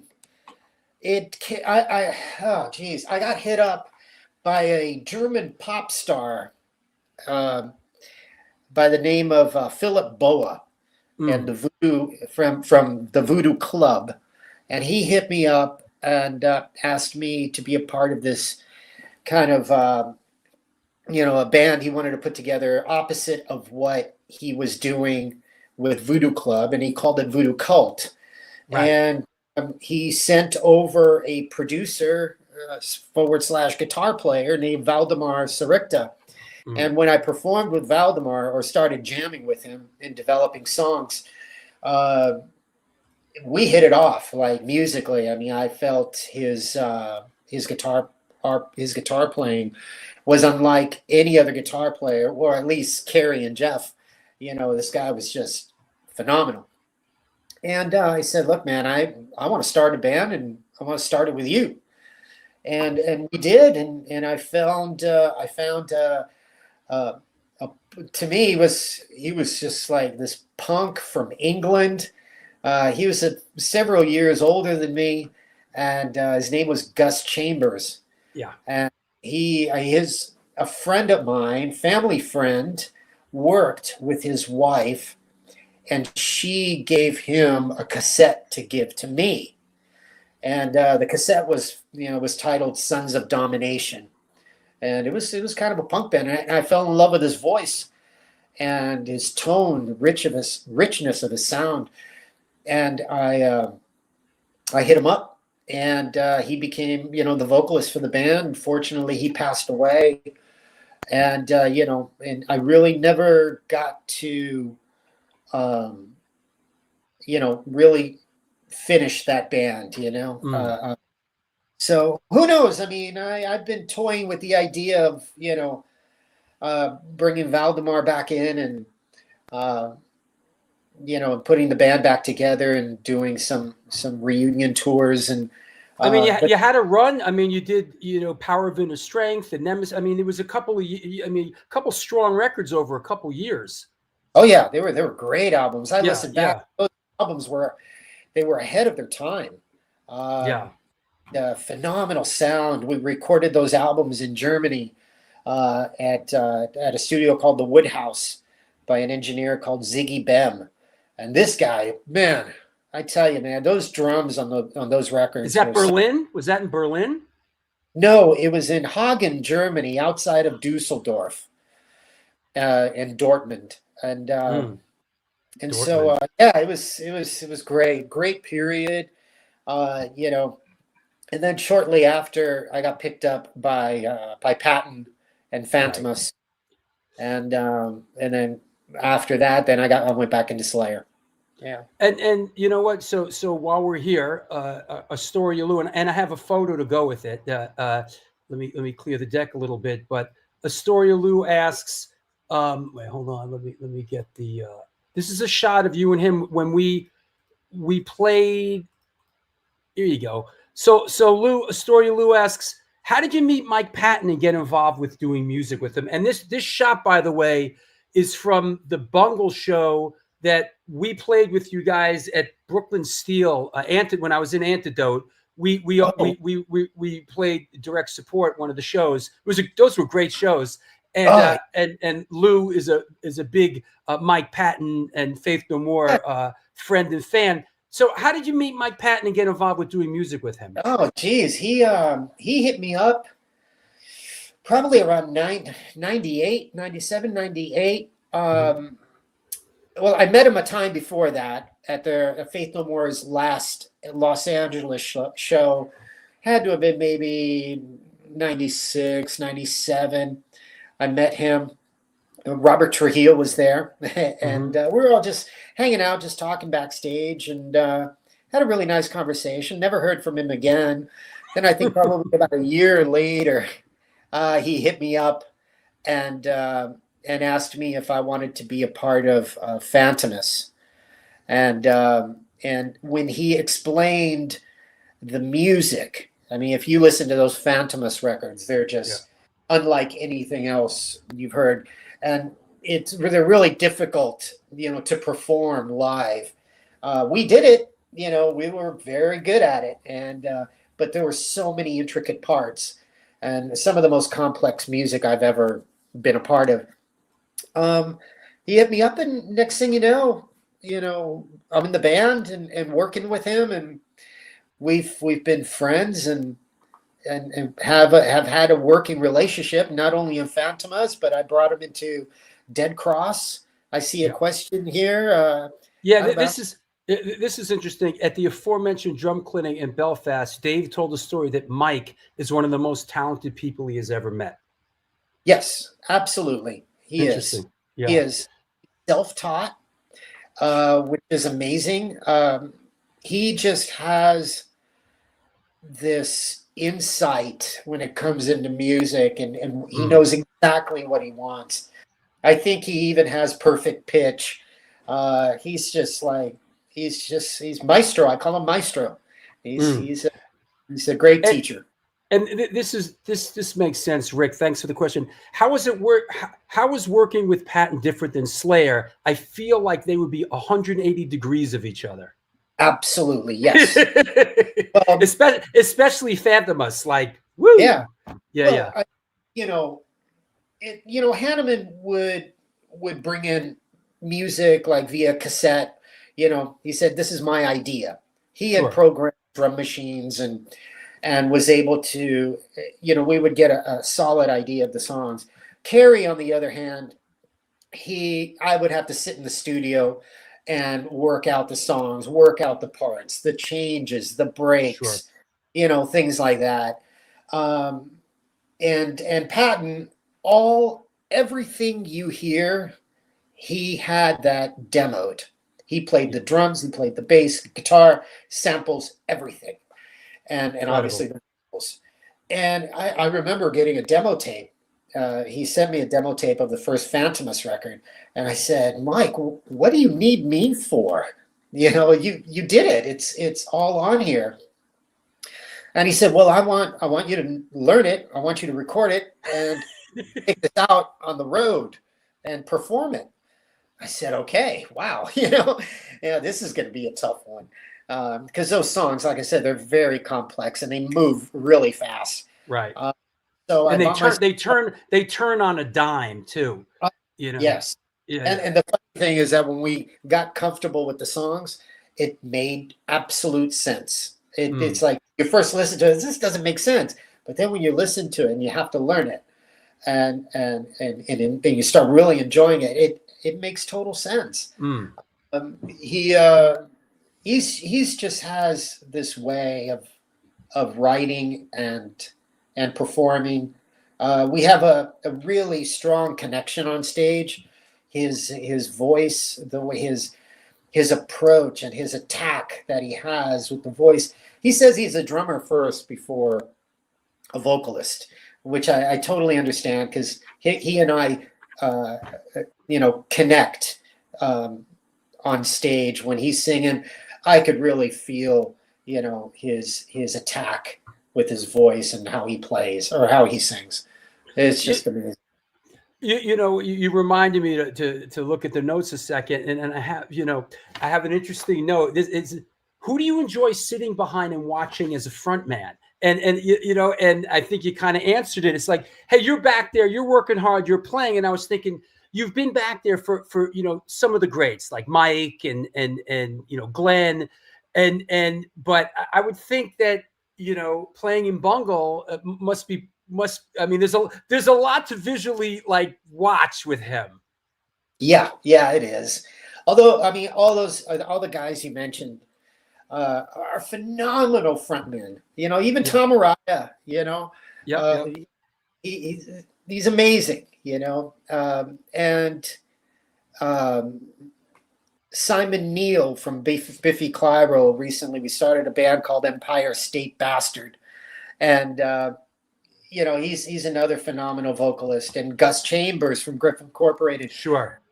I've been really, really lucky. But yeah, Patton is just he's so much fun. And during Phantomus, I was set up stage right, and he was on stage left, and he would conduct me because a lot of the parts in the Phantomus music was on cue because he would have samples that we would have to play along to. And so he would cue me every time. And I'll never forget, there were times that he would fuck with me. And there was a cymbal solo that I would do just for like probably 5 minutes. And he would like tell me, "Come on, more." And I would do more. My arms are about to fall, because I'm doing this. Sure. And he would laugh. And I say, "Come on, man. How do I move on?" He would do that. And he was just great. And I learned so much when it comes to songwriting and music and structuring from him. Well, I think it's a testament. I mean, the fact that you've played in 3 different projects with him, and going over a bunch of years, that you obviously enjoy working with him. As a collaborator. I mean, It's not just a one-off or twice. I mean, you guys Yeah. have done a lot of work together, a lot of good work, and Yeah. traveled quite a bit together. Yeah, we have. Yeah, geez, I know now I'm putting it in perspective, right? Yeah. Phantomus, Dead Cross, and Yeah. Bungle, and then Yeah. there are little one-offs that we do, like for like improvisation one-offs that we've done with John Zorn, Yeah. or Bill Laswell. He joined us with Cypher. Patton joined us with Cypher in San Francisco. And we did like this improv that really turned out great. So yeah, there's a lot there, and probably a lot more coming. The Bungle thing seems like a lot of fun. It seems like a lot of fun with Scotty, and like it seems like a lot of fun. That looks like a fun band, not a lot of hassles and a lot of friggin' you guys honestly, I mean, we played with it a couple years ago, but just from what I've seen, you guys have a good time doing it, Yeah, we do. The music is challenging, It's in a way that you really have to focus, count. I think Scott Ian said at one point that one song in one particular song, a riff does not repeat twice. It changes. There's a variation of it, or another at different points in the songs, but it never repeats the same. Makes sense. Yeah. Just to touch on real quick, I just want to touch on sort of your stint in Testament and your stint with Mike and Suicidal and playing on World Gone Mad. I mean, you kind of did a cycle with them. And any perspective on Testament and playing with Suicidal? Oh yeah, man. First of all, I mean, right after pandemic, I heard that Testament was going out on tour, and they needed a drummer, or they were auditioning drummers. And when I heard that, I was like, you know what? I was so hungry to get out and play on tour. Yeah. Because after pandemic, I was just like, you know what? Let me call Chuck. I immediately picked up the phone when I heard the news. And I said, hey, you guys need a drummer? Let me know. And he said, fuck yeah, man, let's do it. And, unfortunately, it was only a year. Mm-hmm. I fulfilled my contract. We played that year. We did several tours. I had a lot of fun, reconnecting, with the original, The Gathering, some of the original Gathering musicians, mm-hmm. Steve DiGiorgio, Chuck, Eric Peterson, so it was awesome. It was really, really a lot of fun. And Suicidal, come on, that was fucking awesome. I saw one of those shows. It was friggin' great. Oh, so great.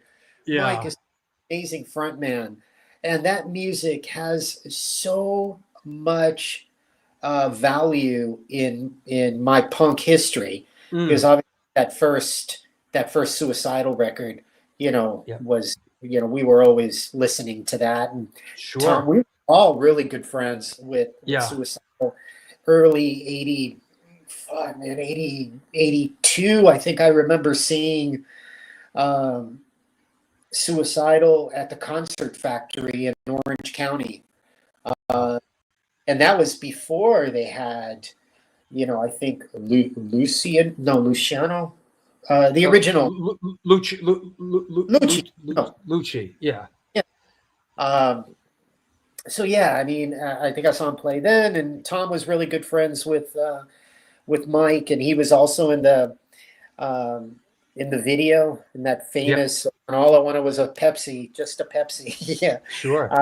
Sure. Tom was in that video, so yeah, it was great. I love all the bands. We still have great relationships. We still, check on each other every now and then, and which is awesome.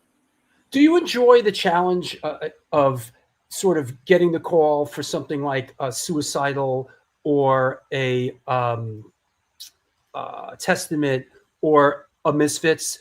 As sort of a journeyman career drummer and dare I say, assassin. I mean, it must be somewhat, exciting to get the call and rise to the challenge of sort of working it up and going in there. And I know even for me, like in a smaller universe, when someone's coming on the show that I don't really know their stuff that well, to me, that's the most enjoyable, because I get to really delve into their catalog and their history, and it's fresh and new and exciting.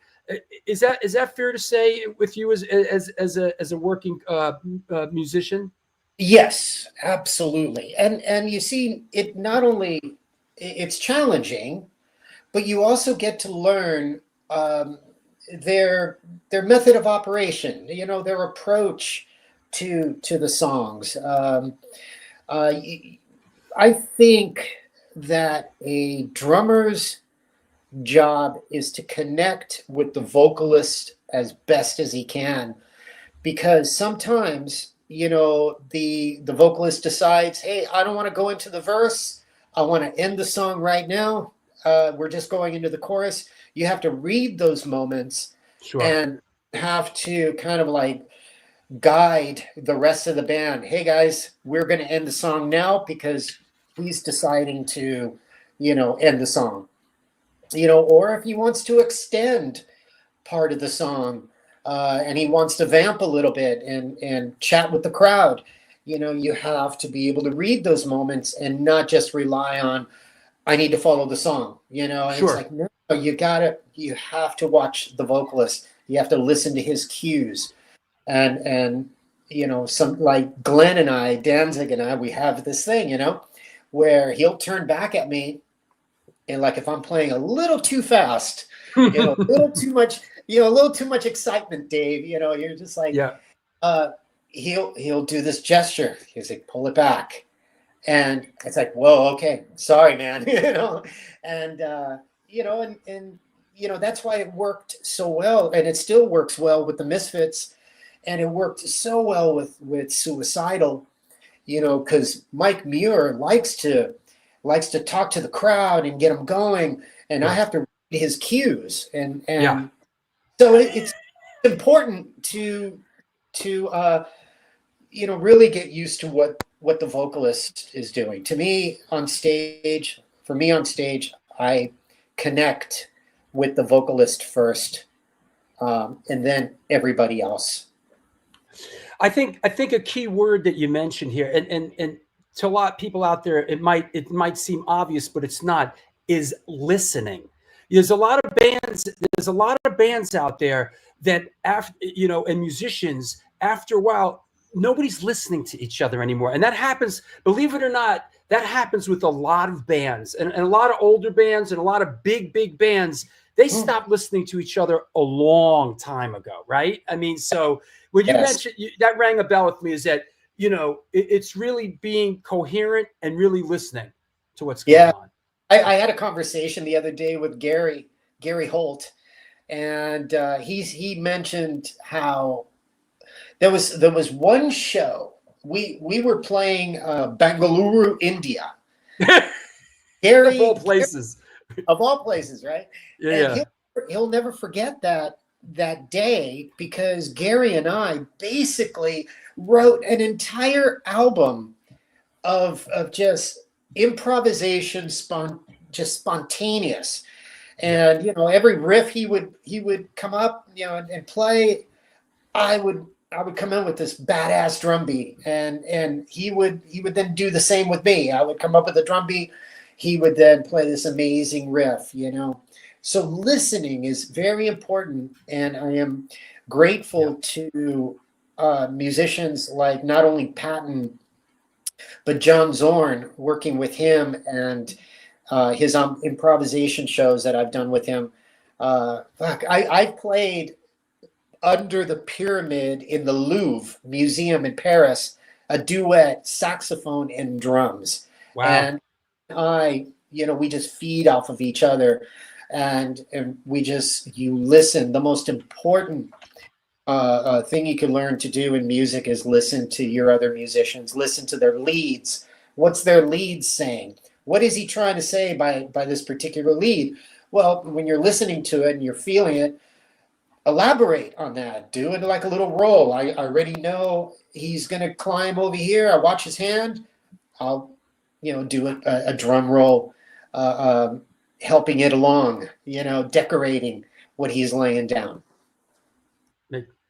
Makes a lot of sense. A visual, just a quick visual. I'm sorry, I got to throw this in. Talking about the Louvre and the pyramid. Here's me and Danny Schuler from Biohazard. Back when I was working, when I was on the Biohazard train, and there's the pyramid right next to us at the Louvre. And I just thought I'd throw that in. Is like, I know exactly what you're talking about. The pyramid at the Louvre. Yeah. There's a picture, and I think there's a picture and even a video of Zorn and I break my snare stand. Mm-hmm. I'm hitting the drum so hard, and Zorn is wailing on his saxophone, and that's right below that pyramid. It's phenomenal. That shot just kind of shook something in me and just reminded me of something, and that's when I was out there with those guys back in the day. Danny Schuler from Biohazard, the drummer, of course, I remember him saying to me, we were this is in the 90s, saying like, we go from city to city and we go play places, and it's really easy to play a show and get back on the bus and sleep and go to the next place and wake up and go into the club and you never see anything. He goes, every city that we go to, I try to get up and get out. And that's what we were doing there. I would go with him, and we would go to places like the Louvre. And being someone that's toured the world many, many, many times, did you try to get out and see and see stuff? Did you make it your business to sort of connect locally? Because you've toured the world many, many, many, many times. Hell yes. As much as I could, I would go out for walks, explore, get lost, purposely get lost without your phone. We didn't have phones then. We just like, hey, here's a map, and, always getting out. Recent, like on a suicidal tour, my wife and I, we rented a car, and, we went our own way, We knew I had a show in San Sebastian, and I'm driving from Bordeaux. You just do it, and you take these little side roads, these B roads, and just go and discover things. It's so great. You have to do it. You need that balance. You need that balance. Otherwise, it just becomes like it just becomes like the 9th level of insanity. Just club bus, pass out, repeat, and it's depressing. Actually, it's depressing, and I know a lot of people go, "How can that be depressing? You're living your." Believe me, it gets freaking depressing. It does. It does. So you have to do it. You have to have that balance. Get out, get some sun. Otherwise, you're in the hotel room. It's dark because you have the windows closed, and then it's by the time showtime, it's dark and you're in a venue. Yeah. And you stay up all night, and you sleep all day, and so it could take a toll on you. So you do have to. Yeah, somebody sent me the shot, and before we take a break, how about Charlie out there doing it with Phil now? Good for him, man.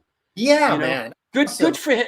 I know people were kind of ragging on the Pantera thing, and you know what? Good for them. It's a celebration of the music. It's awesome. Charlie's a great drummer. I think it's fantastic. Yeah, man. When I heard he got that gig, I was so happy for him. Yeah. He knew all those guys. He knew Vinny and Dimebag, and so for him to get that job, there couldn't have been a person more able to do that, and a person that deserves it, and that can give it the proper dedication, and stuff. So it's perfect. I love it. I'm really happy that they're doing it. Fantastic. Let me take a quick sponsor break. a quick one, and we'll come back and we'll take some questions around the world. We'll do like another 15 minutes and we'll wrap it up. Okay. Perfect, man. Perfect. Okay. Well, there you have it. I said it before. I say it again. Our guest today is the natural Dave Lombardo. It's question time.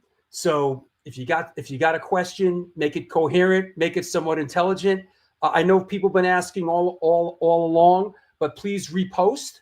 If you can do a super chat, that'd be great. I see, a couple people jumped on board with Patreon. Leah Atwood, Michael, a couple other people. Wow, it's been a long time since 3 patrons jumped on in one show, so that's exciting, and I appreciate it. This is the New York Hardcore Chronicles Live.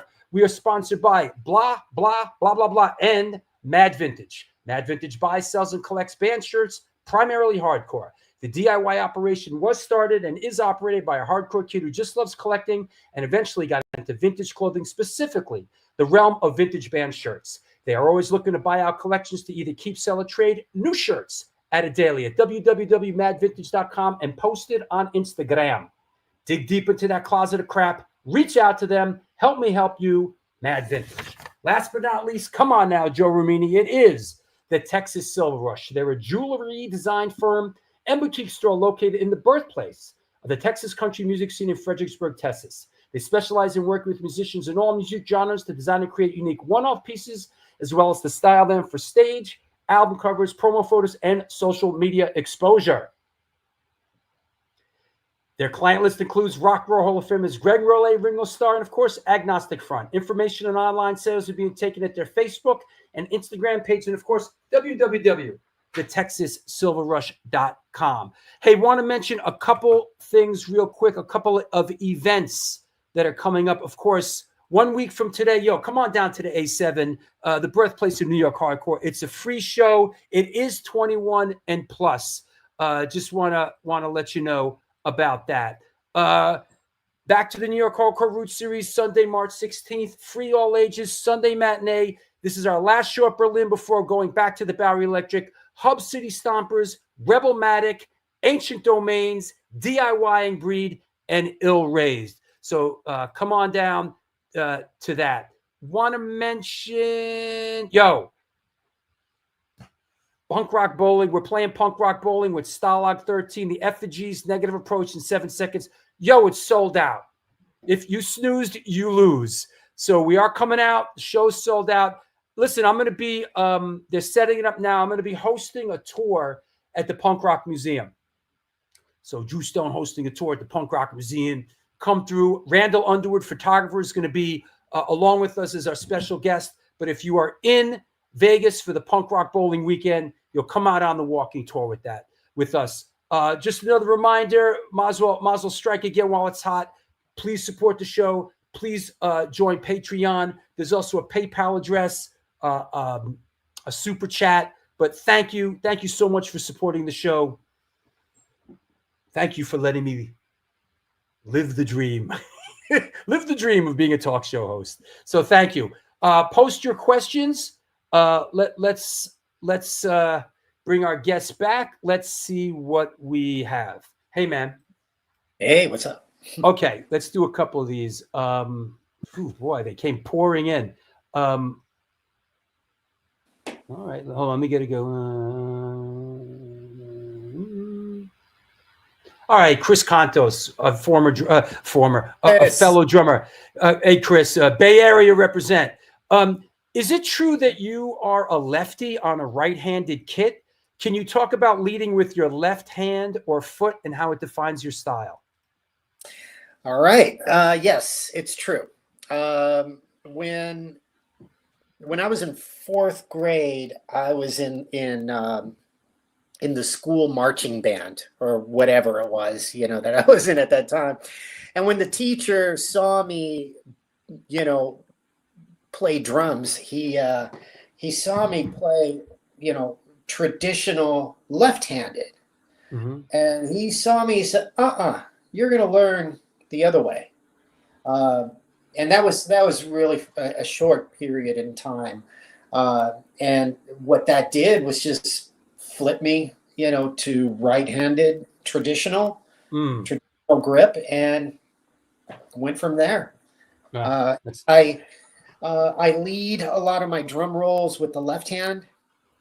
I start a lot of my double bass parts, like the real fast double bass in let's say War Ensemble or Silent Scream.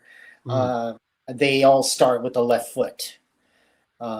So I think that might be, one of the contributing factors to my style, my sound, and my approach. It baffles some drummers. It's like, why does it sound this way? Because they think because I'm on a right-handed kit, that everything I do is as if I was a right-handed drummer, and I'm not. So yeah, that's a good question, Chris. Hey, can I add on that a little bit? Yeah. You play 2 bass drums, and Yes. yeah, as opposed to playing with a double pedal. Could you? Why 2 bass drums? What's the difference in the sound? Why have you always gravitated to using two bass drums as opposed to a double pedal? Well, first of all, double pedal, I learned on a double bass drum. And double pedals were something that was developed a lot later. I do play double pedal. I have a double pedal on the Misfits drum kit. Although I don't, there's no double bass in there, but at the end of the song, I do these crazy drum rolls and I add double bass, to that. I like double bass drums. One, I feel it's louder, more powerful. When you're playing really fast double bass, the drum head, I use minimal dampening in the bass drum, and the tension on my bass drums, on the bass drum heads, are really tight. So I feel like I just get more volume and just more power, and I feel more comfortable. Makes because sense. when you hit one, let's say on a double pedal, when one beater hits, that head is moving back and you're hitting it right away with another one, and sometimes adds this, not resistance, but this counter slap back from the head. Now, this is like really technical stuff that most people really don't feel, but for some reason I can tell. Sure. And I feel that, although I can do it and I've done it before, with a single pedal. With the double pedal, but I really prefer the double bass. It's just the volume and the power that you get out of 2 bass drums. It's like no other way where you can get that. Makes a lot of sense. And I would also think, it's cutting short the resonating of one drum to the other. So when you get that much more of a little of it resonating, which makes sense to me. Yeah, it's just it just for me it just feels much better in the sound as well. Makes sense. Astoria Lou asks, will Dead Cross be touring again? Caught the last New York shows at the Gramercy in Warsaw. Oh yeah. Well, we'll see. I hope Patton decides to join us, and possibly another tour. There was an album that was released that we didn't tour on. And actually, Michael Crane, the guitar player, and Justin Pearson and we're going to get together soon and just jam and, just stay busy. So that band is, it's still there. It's circling for a landing, so to speak. Yeah, exactly. This is a great question, and let me say that. So Ryan Bland says, I own signed artwork by Dave Lombardo. Can you explain how the artwork was made? I believe it's called Mephistopheles. I love it. Now, let me say, Dave, that that me and my family go way back with Corey and Ravi at Scene 4 Art. No way. My brother, goes back with those guys a million years to when they worked on the Den together. Ravi Dosage used to design all the box covers for my Urban Street Bike Warriors when I was doing extreme sports films. So Corey and Ravi are like friends of the family. We go back forever. So when I saw that you guys are working together, I was like, okay, that's cool. I love those are good people right there. Very good people. I love them both. And they asked me to come on board. God, this must have been like 2014 onto Scene 4 and create this body of work, which was really, really interesting. Basically, if you want to know how we did that. Sure. I used the drumsticks I used were these drumsticks that had kind of lights, these lights inside of them. You charge them up, and they're really cool. When you play, they light up whenever you hit something. They flash, and so they had a photographer there, and they dimmed the lights, and I take these drumsticks and I just solo. And the artist, and then the photographer would snap these pictures.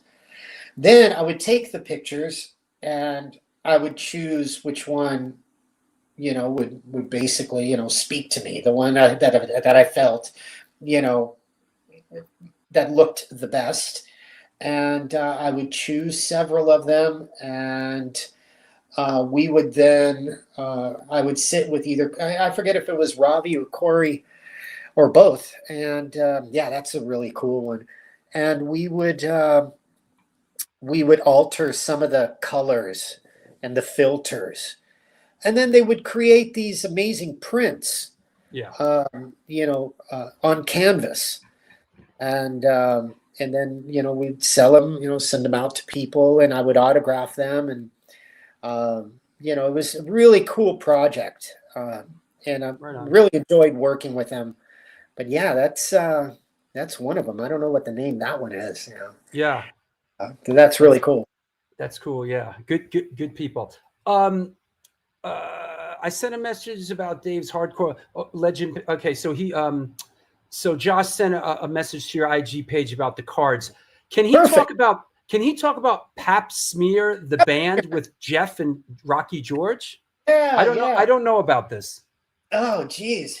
God, I can't remember in what period of life this was in. So it had to have been obviously before Rain and Blood.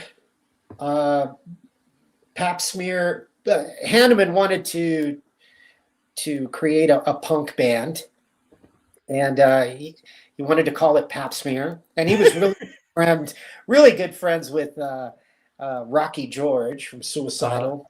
Was also in Cro-Mags, and he wanted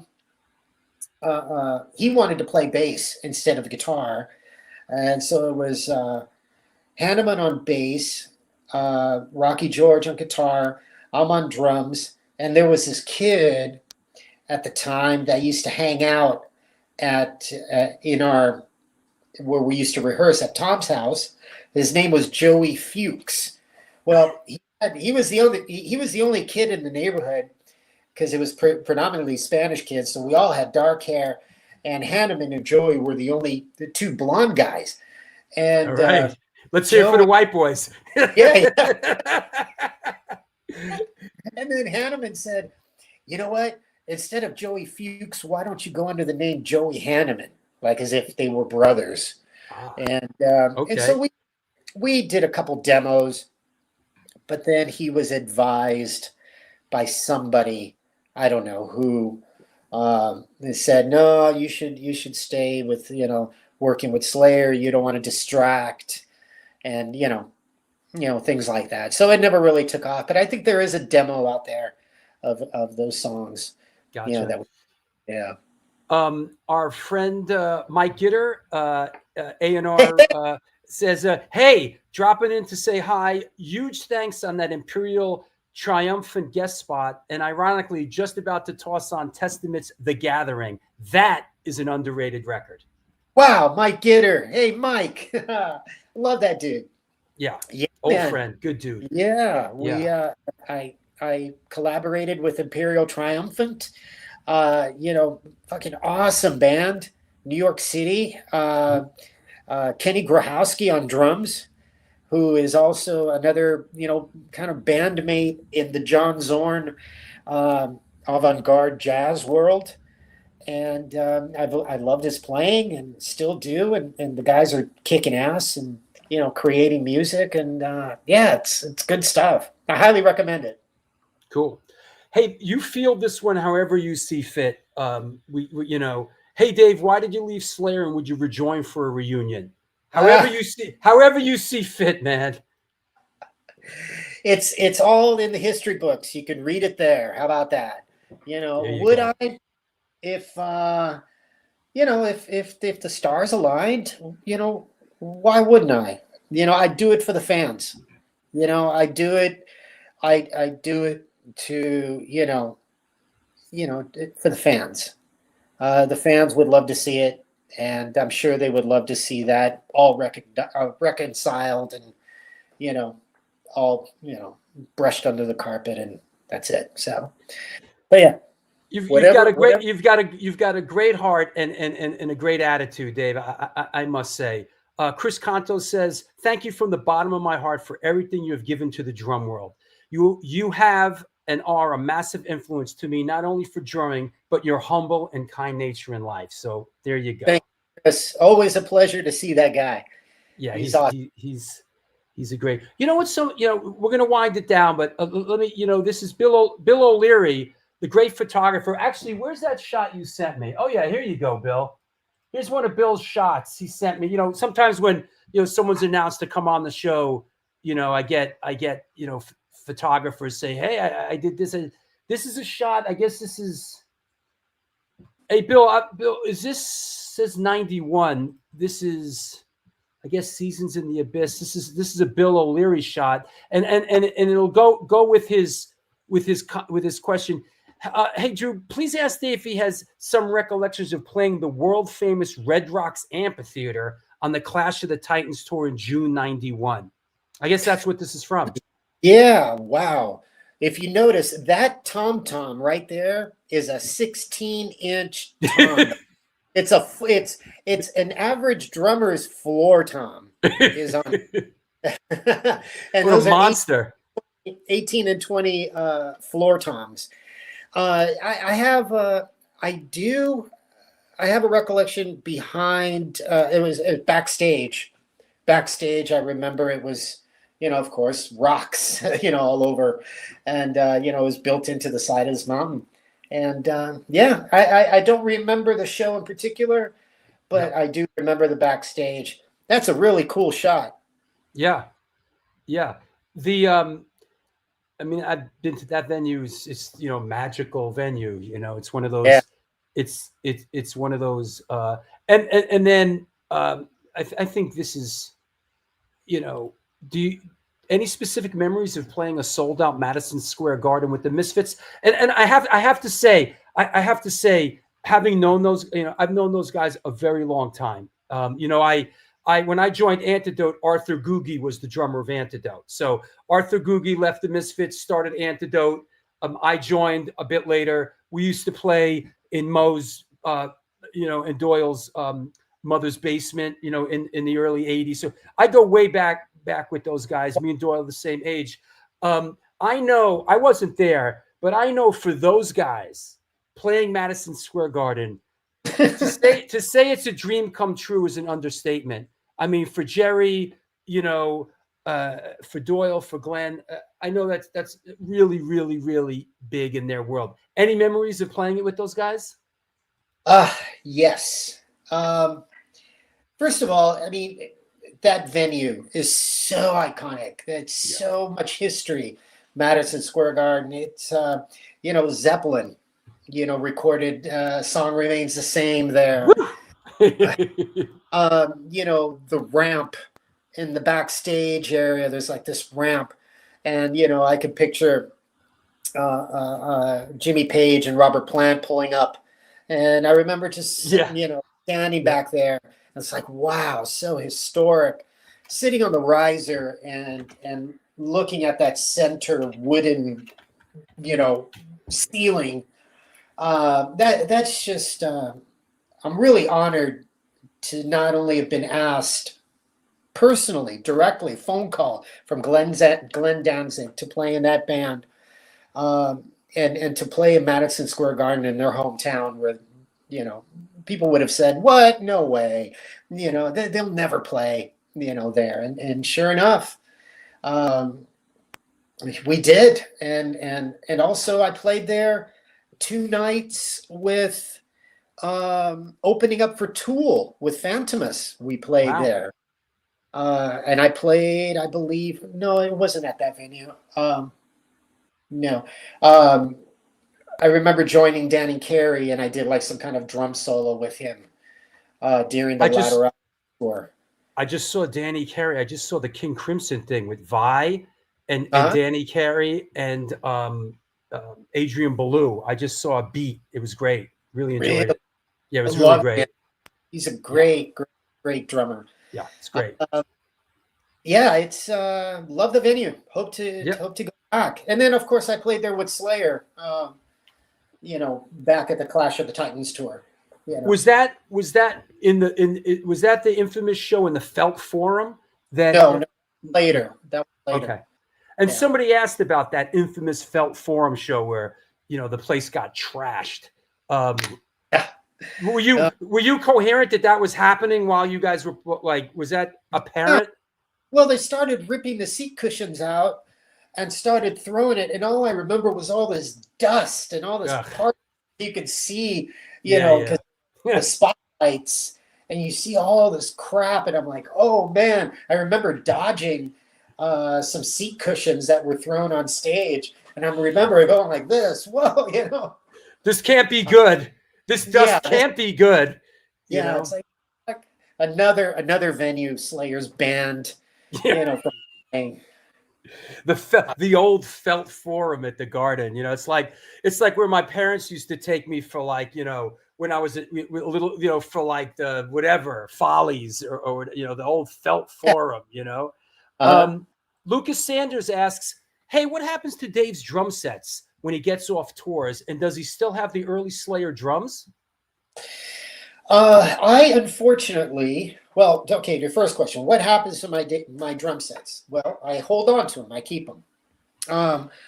Unfortunately, I had 2 storage units during 2 different times broken into, and they stole like that drum set, that photographer, that picture that you showed right there. Yeah. The chrome drum set, that's gone.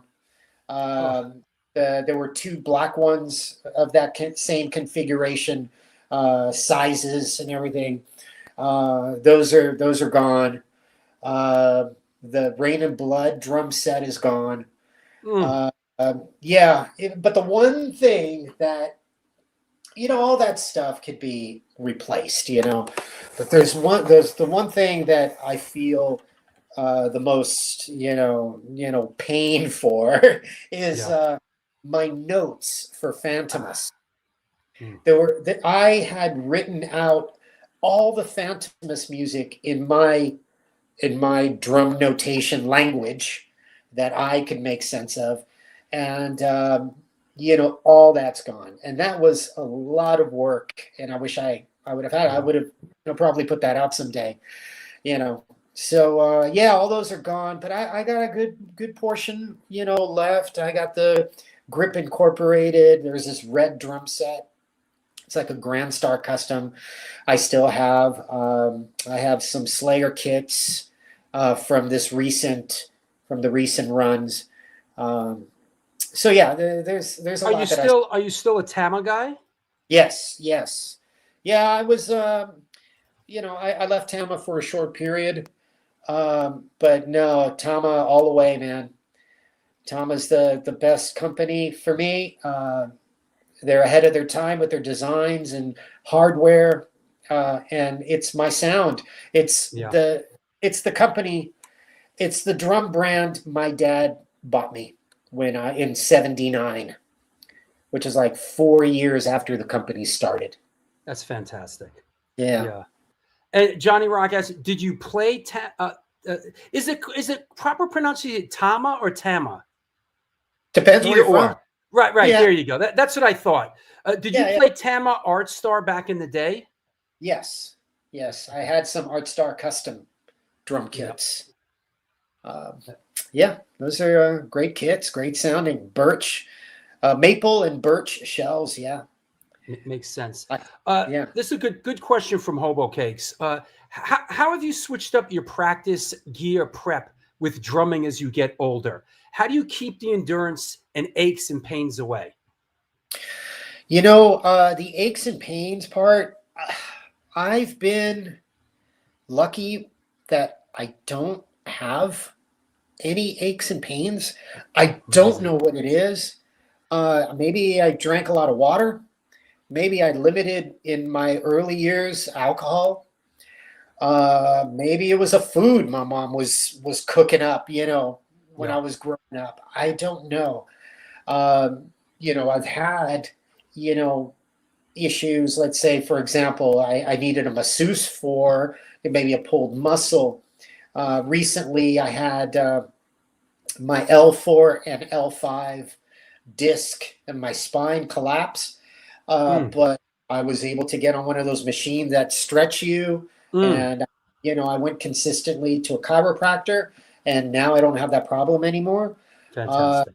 So luckily I've been good. And so right now I feel I'm as strong as I was, 15, 20, 30 years ago, the same. Yeah. Do you, I in doing my homework, I came across something that Kerry said where he kind of called you, he said, like, you ever see the film The Natural with Robert Redford? He's like, Lombardo is like the natural. He walks in 15 minutes before we play. Me and Hanneman are there for an hour warming up, and he just walks in and 15 and can play in 15 minutes. It's incredible. Is that still the case? Yeah, it is. That's unbelievable. That's unbelievable, Dave. Although I do enjoy doing a little bit of warming up now before the show. As you get older, it takes a little more time to adjust or to warm up into the show. And I've noticed that as I get older, I do need to just get my sticks and just warm up just a little bit. But I've always stretched, even in the early Slayer days. And also the songs, let's say, for example, with Bungle, that's where I was noticing it. It's like, man, I need to warm up a little bit before I go on stage. I'm right out of the gates. There's no time to warm up. You're going into double bass, you're playing these songs that are 5-6 minutes long. So, you need to warm up just a little bit. Well, they say about stretching in this game, it's like stretch now or cry later. That's what I so true. I stretch now or suffer later, man. Guitar players and drummers having to ice, their joints. Yeah. I'm so grateful that, I don't have to do that. On the contrary, genetics. Yeah, it could be. Genetics. Yeah. I'm still waiting for my hair to turn gray. I don't know what the fuck that's all about, man. You're like, you've stepped into the space-time continuum. It's like friggin' Dave Lombardo. I remember my mom's uncle. He was an older gentleman, and he didn't have gray hair. And my grandmother, she passed away at 90 with a full head of black hair. So. Wow. It's weird. I don't know. I'm grateful, and I'm just ready to just keep giving my fans what they love, and that's all kinds of music, not just hardcore music. That's just everything. And that segues into Fangzine, who has a big the Misfits Instagram page. Yeah. Upcoming plans for Dave. What does the future holding, Dave? What are you looking at? There's a couple of things in the future I can't talk about right now, but currently, like stuff that has to do with touring. Right now, I'm currently working, and because I have so much time at home, yeah, I've been off tour since July. Oh wow! And so I've been working on this project. I'm a big fan of bands like Pink Floyd. I'm big fan of bands like Portishead. I like ambient music. I like the contrast. I love hardcore music, but then I also love music that's like just chill. And I've been working on this project with my wife, who at the time when I first met her, and we married, we never knew we were going to do this, but I got her to sing again after a long hiatus. And it's called Venomoris, and it's really chill. And I'm engineering it, I'm producing it, and recording drums on it, and even adding a little bit of guitar and bass to it. And it's been a lot of fun. So we're going to continue. We got an album coming out February 28th on Ipecac. We got signed to that company, which I'm really grateful. They didn't take the first record, but they loved. They loved the direction that we were going, and we're still, continuing the writing process, and which I'm kind of grateful because it keeps me productive on my downtime.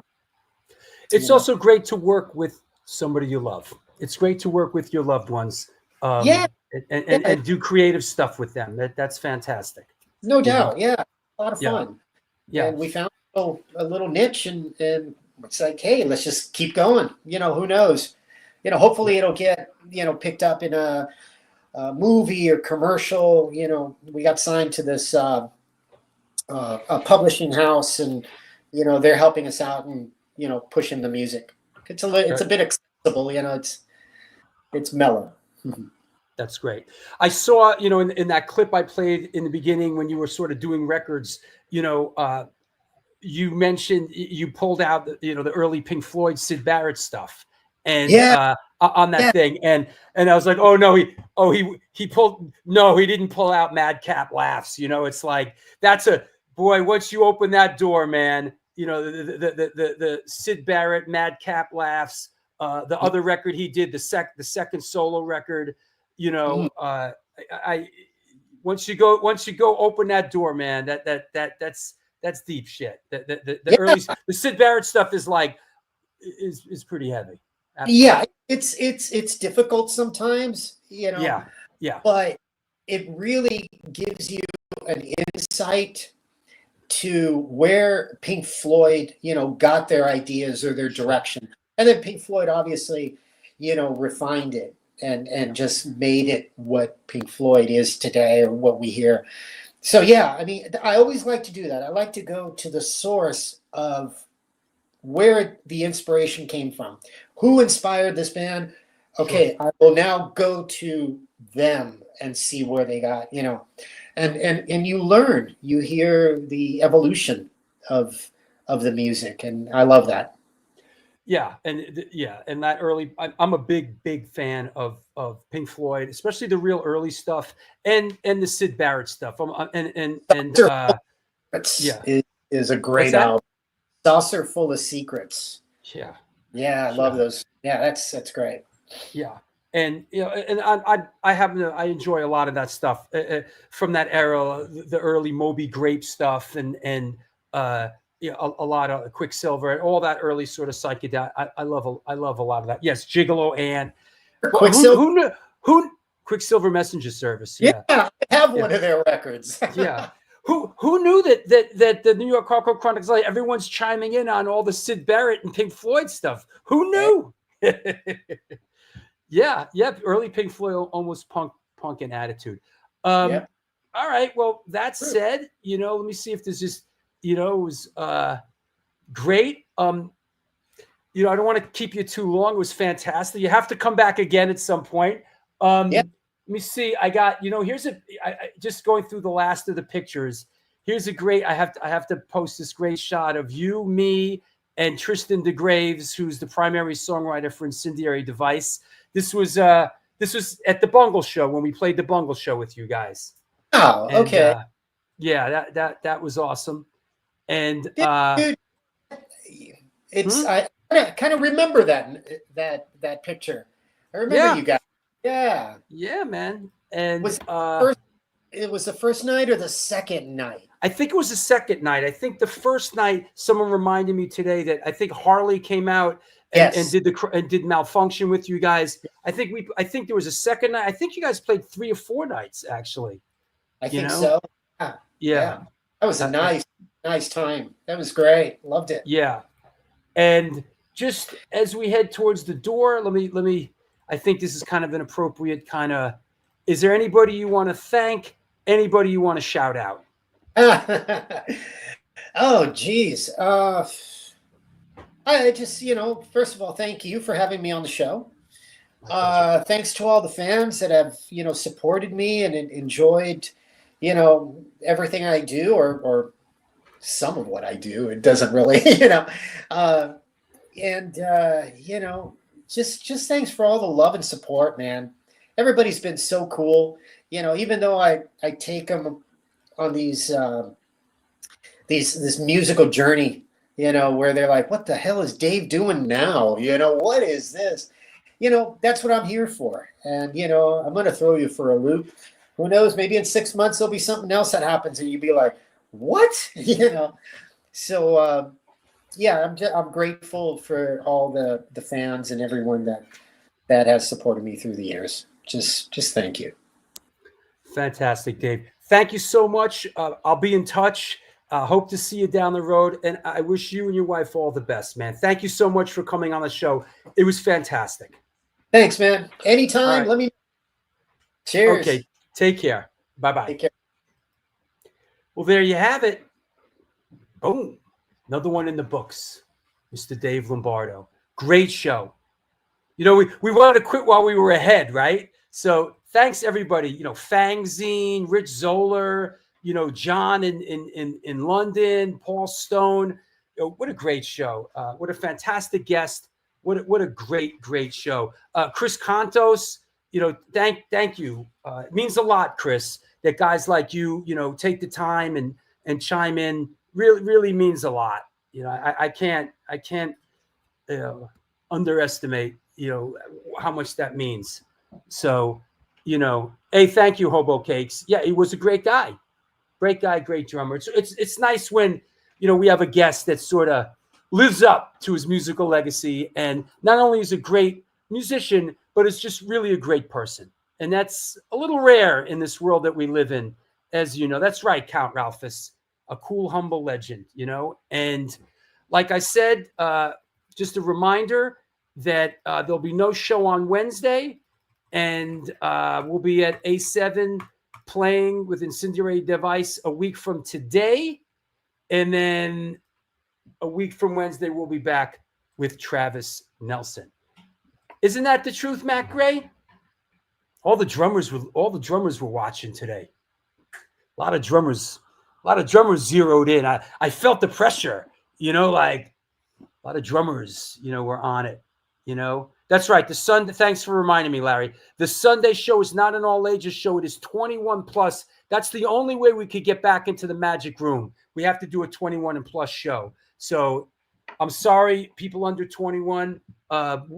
We have other all ages shows in New York, but this one is 21 plus. Thank you, Brian Donahue. I'm glad you enjoyed it. Christopher Hoffman. Yeah, it was a great show. Genuinely good dude. A genuinely good dude.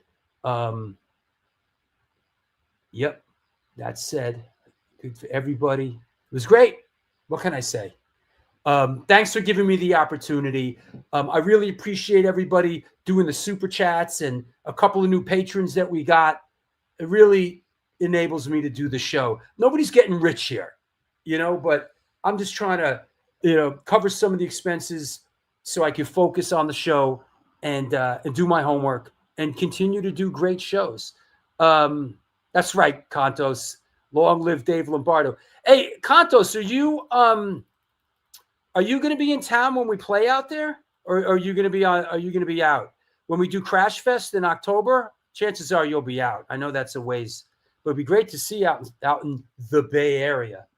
You know, so thank you, Lori Dawn. I appreciate it. Another home run. Yeah, 2 home runs in a row. No, this is what we consider. This is called an upper deck home run. And the last show with Merle Allen, that was an upper deck home run too. The numbers are just through the roof. So good. I hope so. I hope so, Chris. It'd be great to see you. You know, when we're out there. So, you know, that said, all right, very good. Eddies, do what you do. Tell your loved ones that you love them. That's important in this life. And until next we meet, my friends, do good things and good things will come to you. Yeah, Slayer.